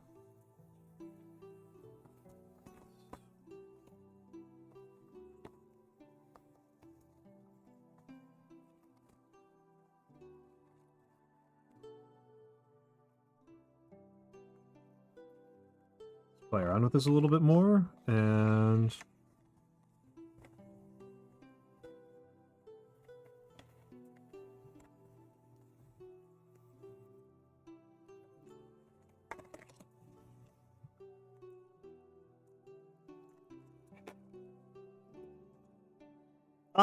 this is a little bit frustrating, yeah. This is part of the reason why, like, I've been writing very, very slowly, but this is part of the reason why, like, it does take time, even if you're writing remotely quickly. Is like, you have to do things over, right? Alright, I was very happy with the H I did last time, which is the big sad right now, so...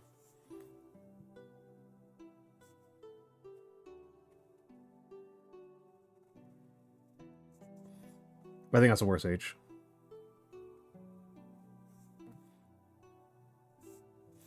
I think that was a worse H, but that's... But not a much worse H, right? Hello, Caspiace. Hello, Caspiace. You know what? I'm gonna...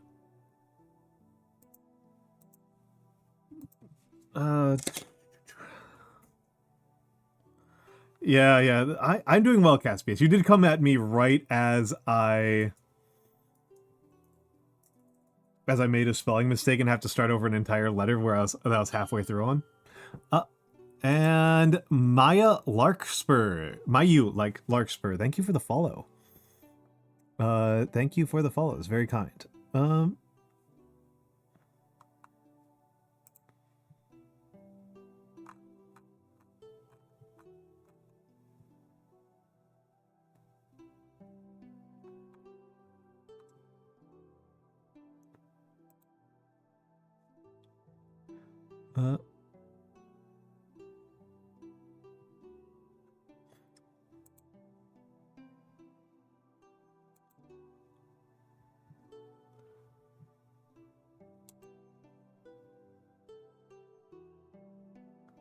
Okay, I'm just fooling around a little bit with some of my background.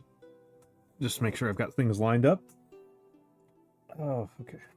I've made my life a little bit harder today. Alright.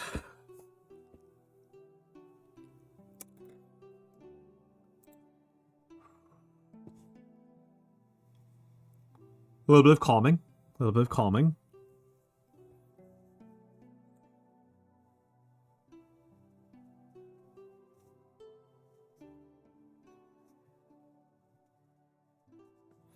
The good news is that I can do better. Right? That's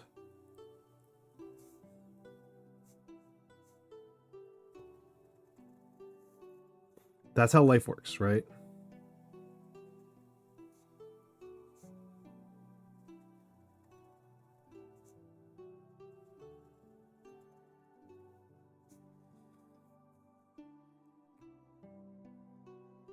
Well, they weep over the page. Yeah, it's just the good news about calligraphy as an art form is that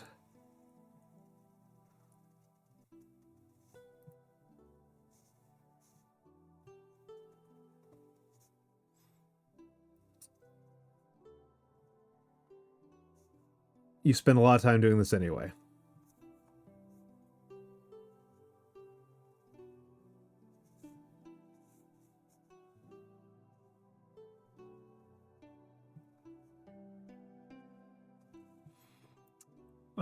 So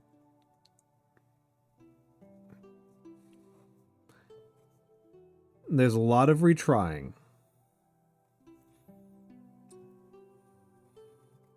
And as a matter of personal disposition, I'm inclined towards this, right? I am not inclined towards things where you do lots of accumulation. I'm inclined towards things where you perfect things in the short term.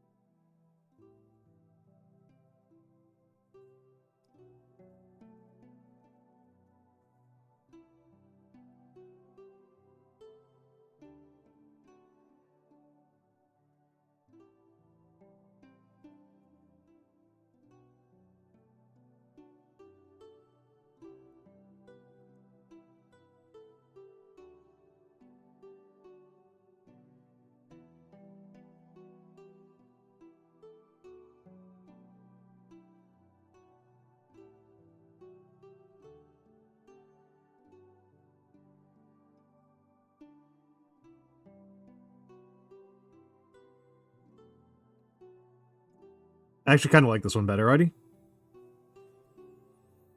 Yeah, I'm kind of dispositioned towards speedrunning as an art form.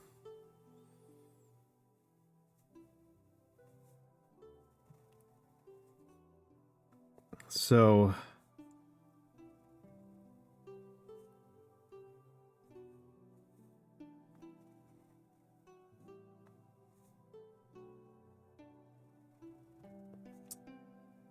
that was annoying, but I think we're already better.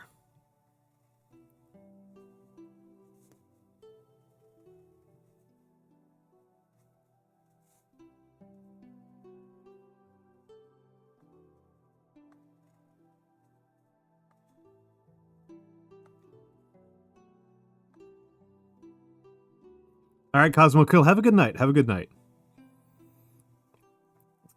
That sounds lovely. That sounds lovely. That sounds very, very lovely.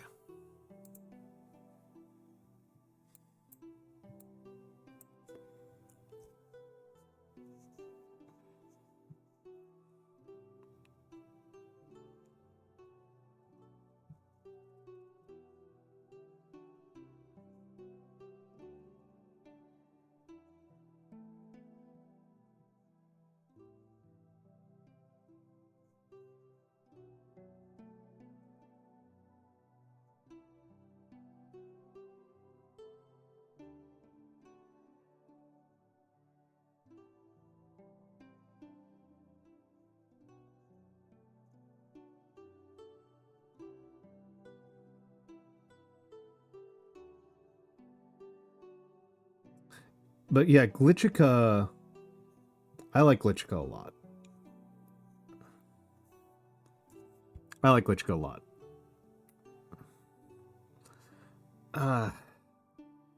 Hmm.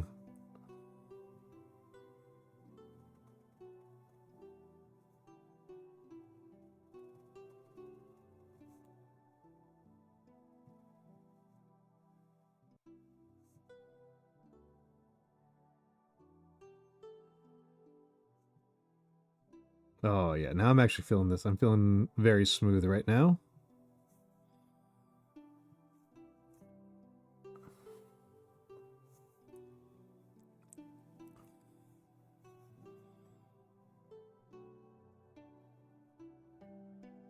I'm going to change what I wrote a little bit here. There we go.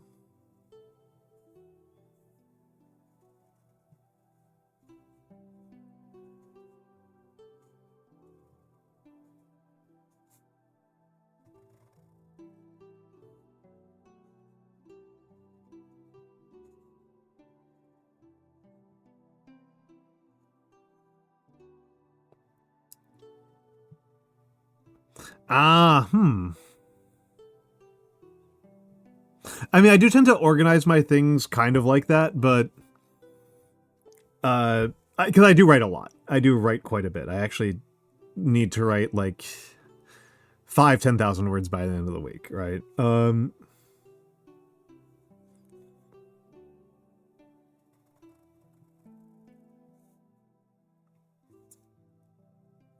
And I'm a very organized writer. I write with a very strict outline, and I write very much section by section.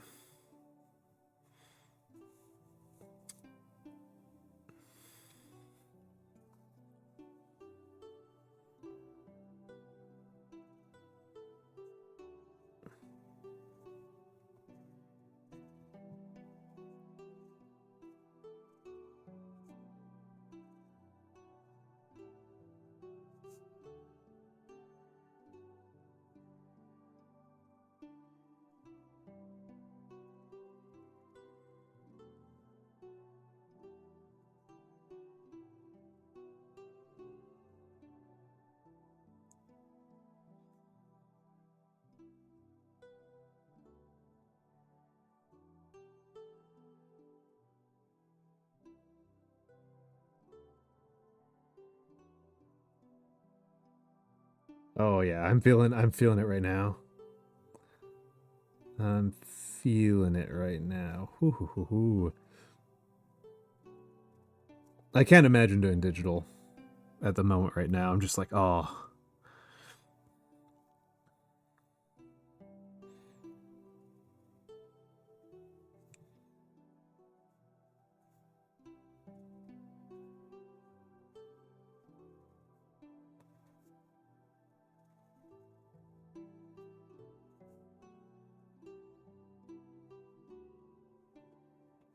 Section all out. Oh, I never do the beginning. I do the opposite on that. I always start body. I always start with the research. I always start with the research and work outwards.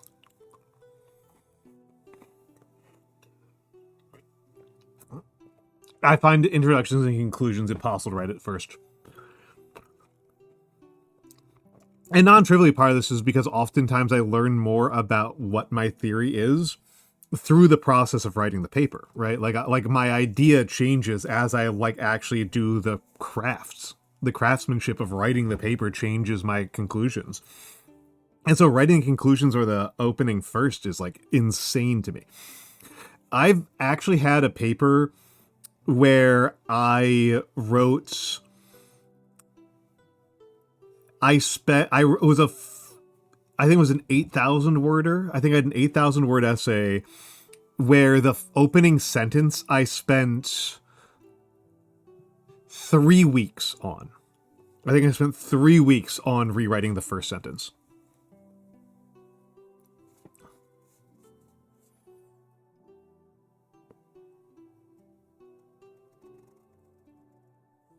I am a bit of a perfectionist.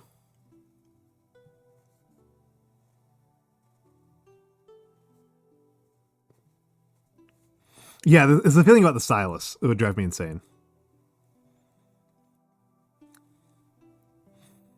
The stylus would drive me insane, right? I like the lack of... Like, I can feel the fibers on the paper while I'm doing this. I can feel the individual fibers pulling on the pen as I do this.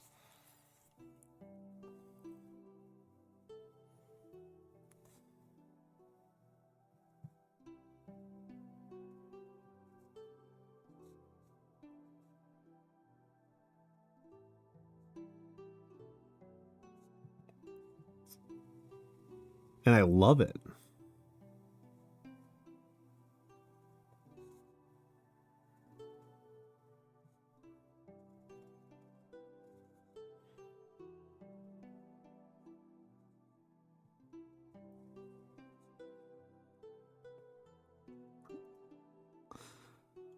Yeah, I would lose my mind. Hello, Night Hunter Teresa. Hello, hello, hello. How you doing tonight?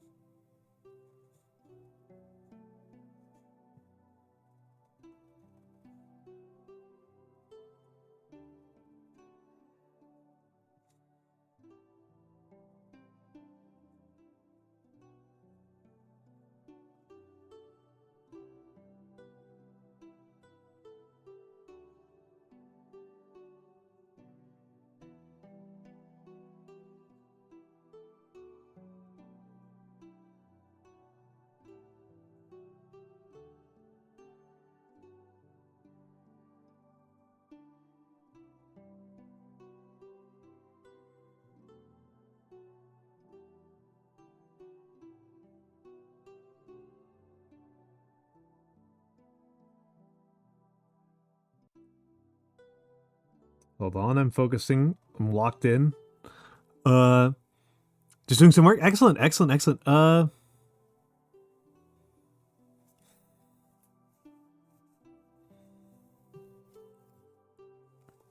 I mean, King of Hearts. Like, I am different. People have different writing techniques. My editor in chief,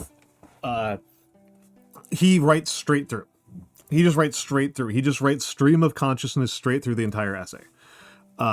I am very peculiar about this. I shouldn't even peculiar in the sense of like it's something that I'm very focused on. Like, I'm very particular about, like, I need to have the research outlined at an early stage. I need to have my research outlined at an early stage.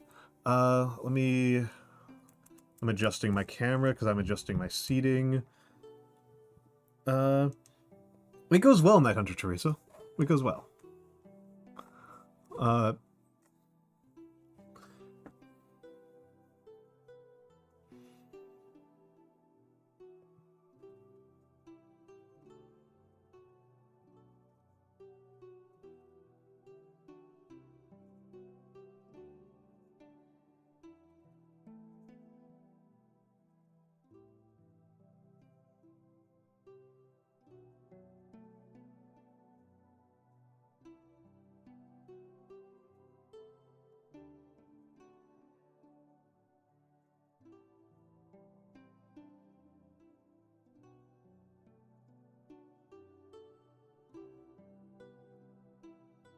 It goes well. It goes very well, I would even say.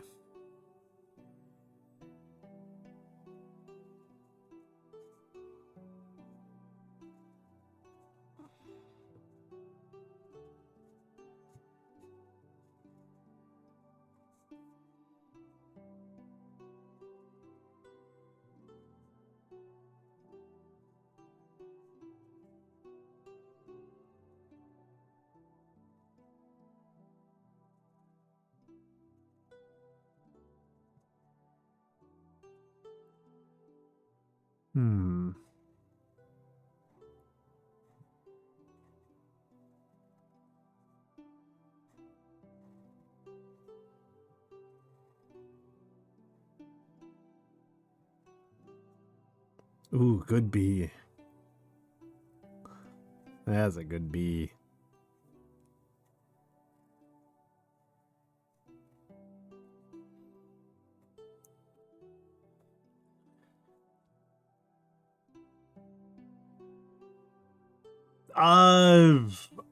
Honestly, I've got no idea. King of Hearts. I genuinely don't know. You are absolutely asking a question I don't have an answer to. I've got no idea. Yeah, the good beat. Hey, I think that ASMR redeem is active right now, isn't it?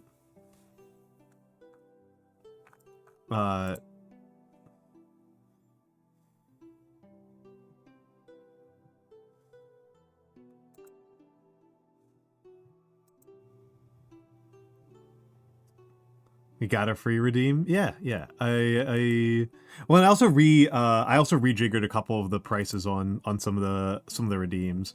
I added a quote redeem. I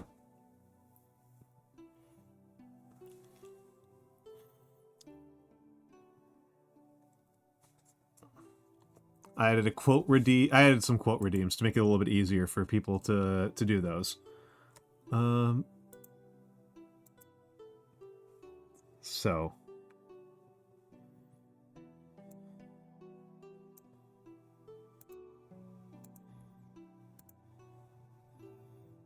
there we go. Yeah. I think they should work. Okay, hold on. Let me just move some things around here. Sorry, I've got back-end stuff to make sure that I'm not screwing things, so I'm not breaking things. Mostly so I don't make the same mistake I just made. Oh, is sock legal? Is sock up? No, sock is not up. I was like, what? Yeah, the sock is so good. I love sock. I don't know if I'll ever be able to come up with another model as another like shitpost model as good as sock Almantas. I don't know if I'll ever be able to pull that off again.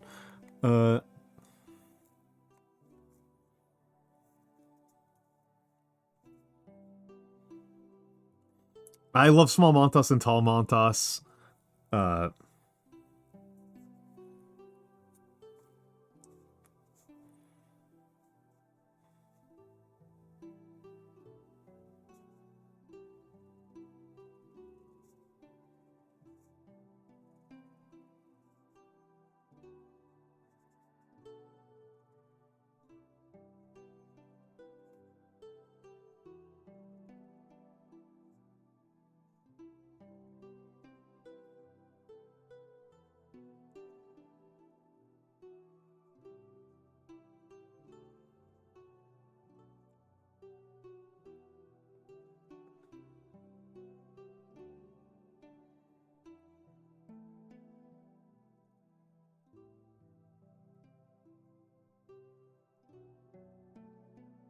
I really like these O's.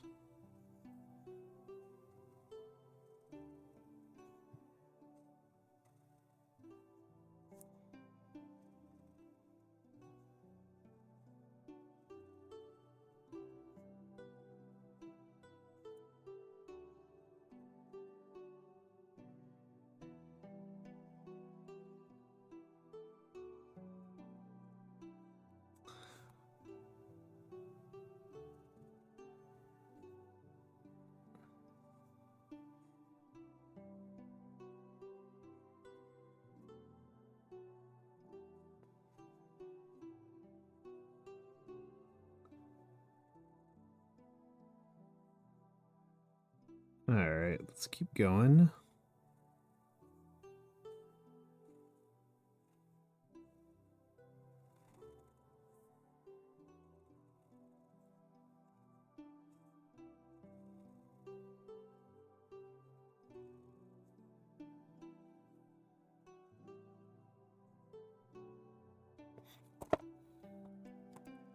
Spelling mistake again. All right.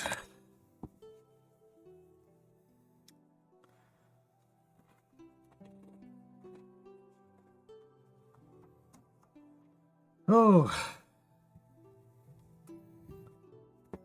I might move on and do a different letter just to, like, mix things up. So let's see. Jonkin anniversary I did. I might do somebody else's because that one might just be cursed.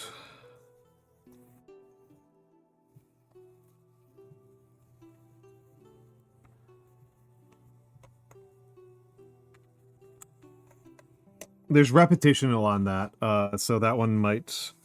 I will take... We're having the break in 3 minutes, and I might run it early. And I'm going to work on composing this next birthday letter. This is going to be to Kavalliere. This next one's going to be Kavalliere. So I will try to figure out what I'm going to say to her while we're on break. But I can start with the happy birthday part. So...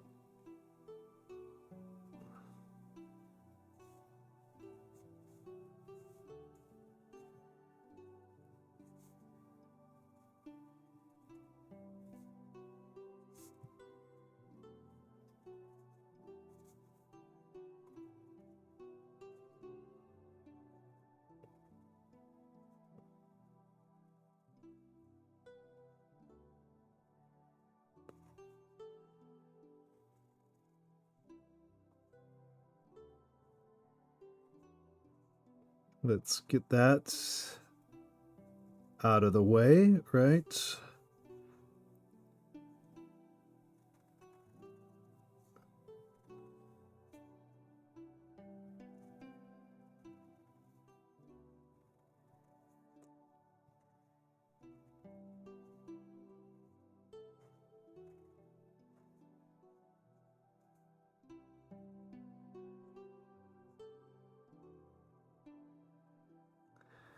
Let's...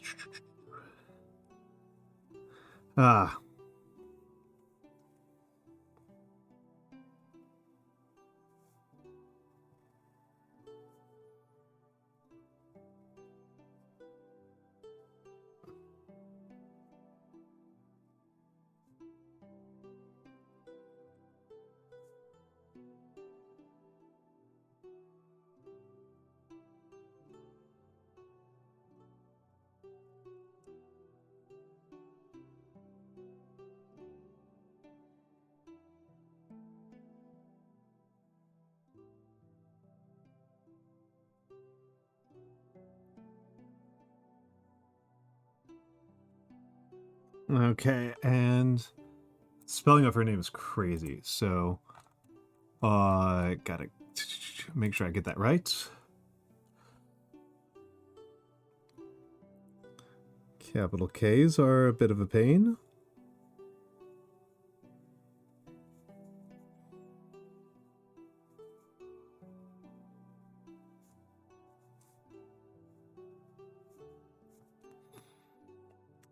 All right, I think we're going into ads pretty much right now.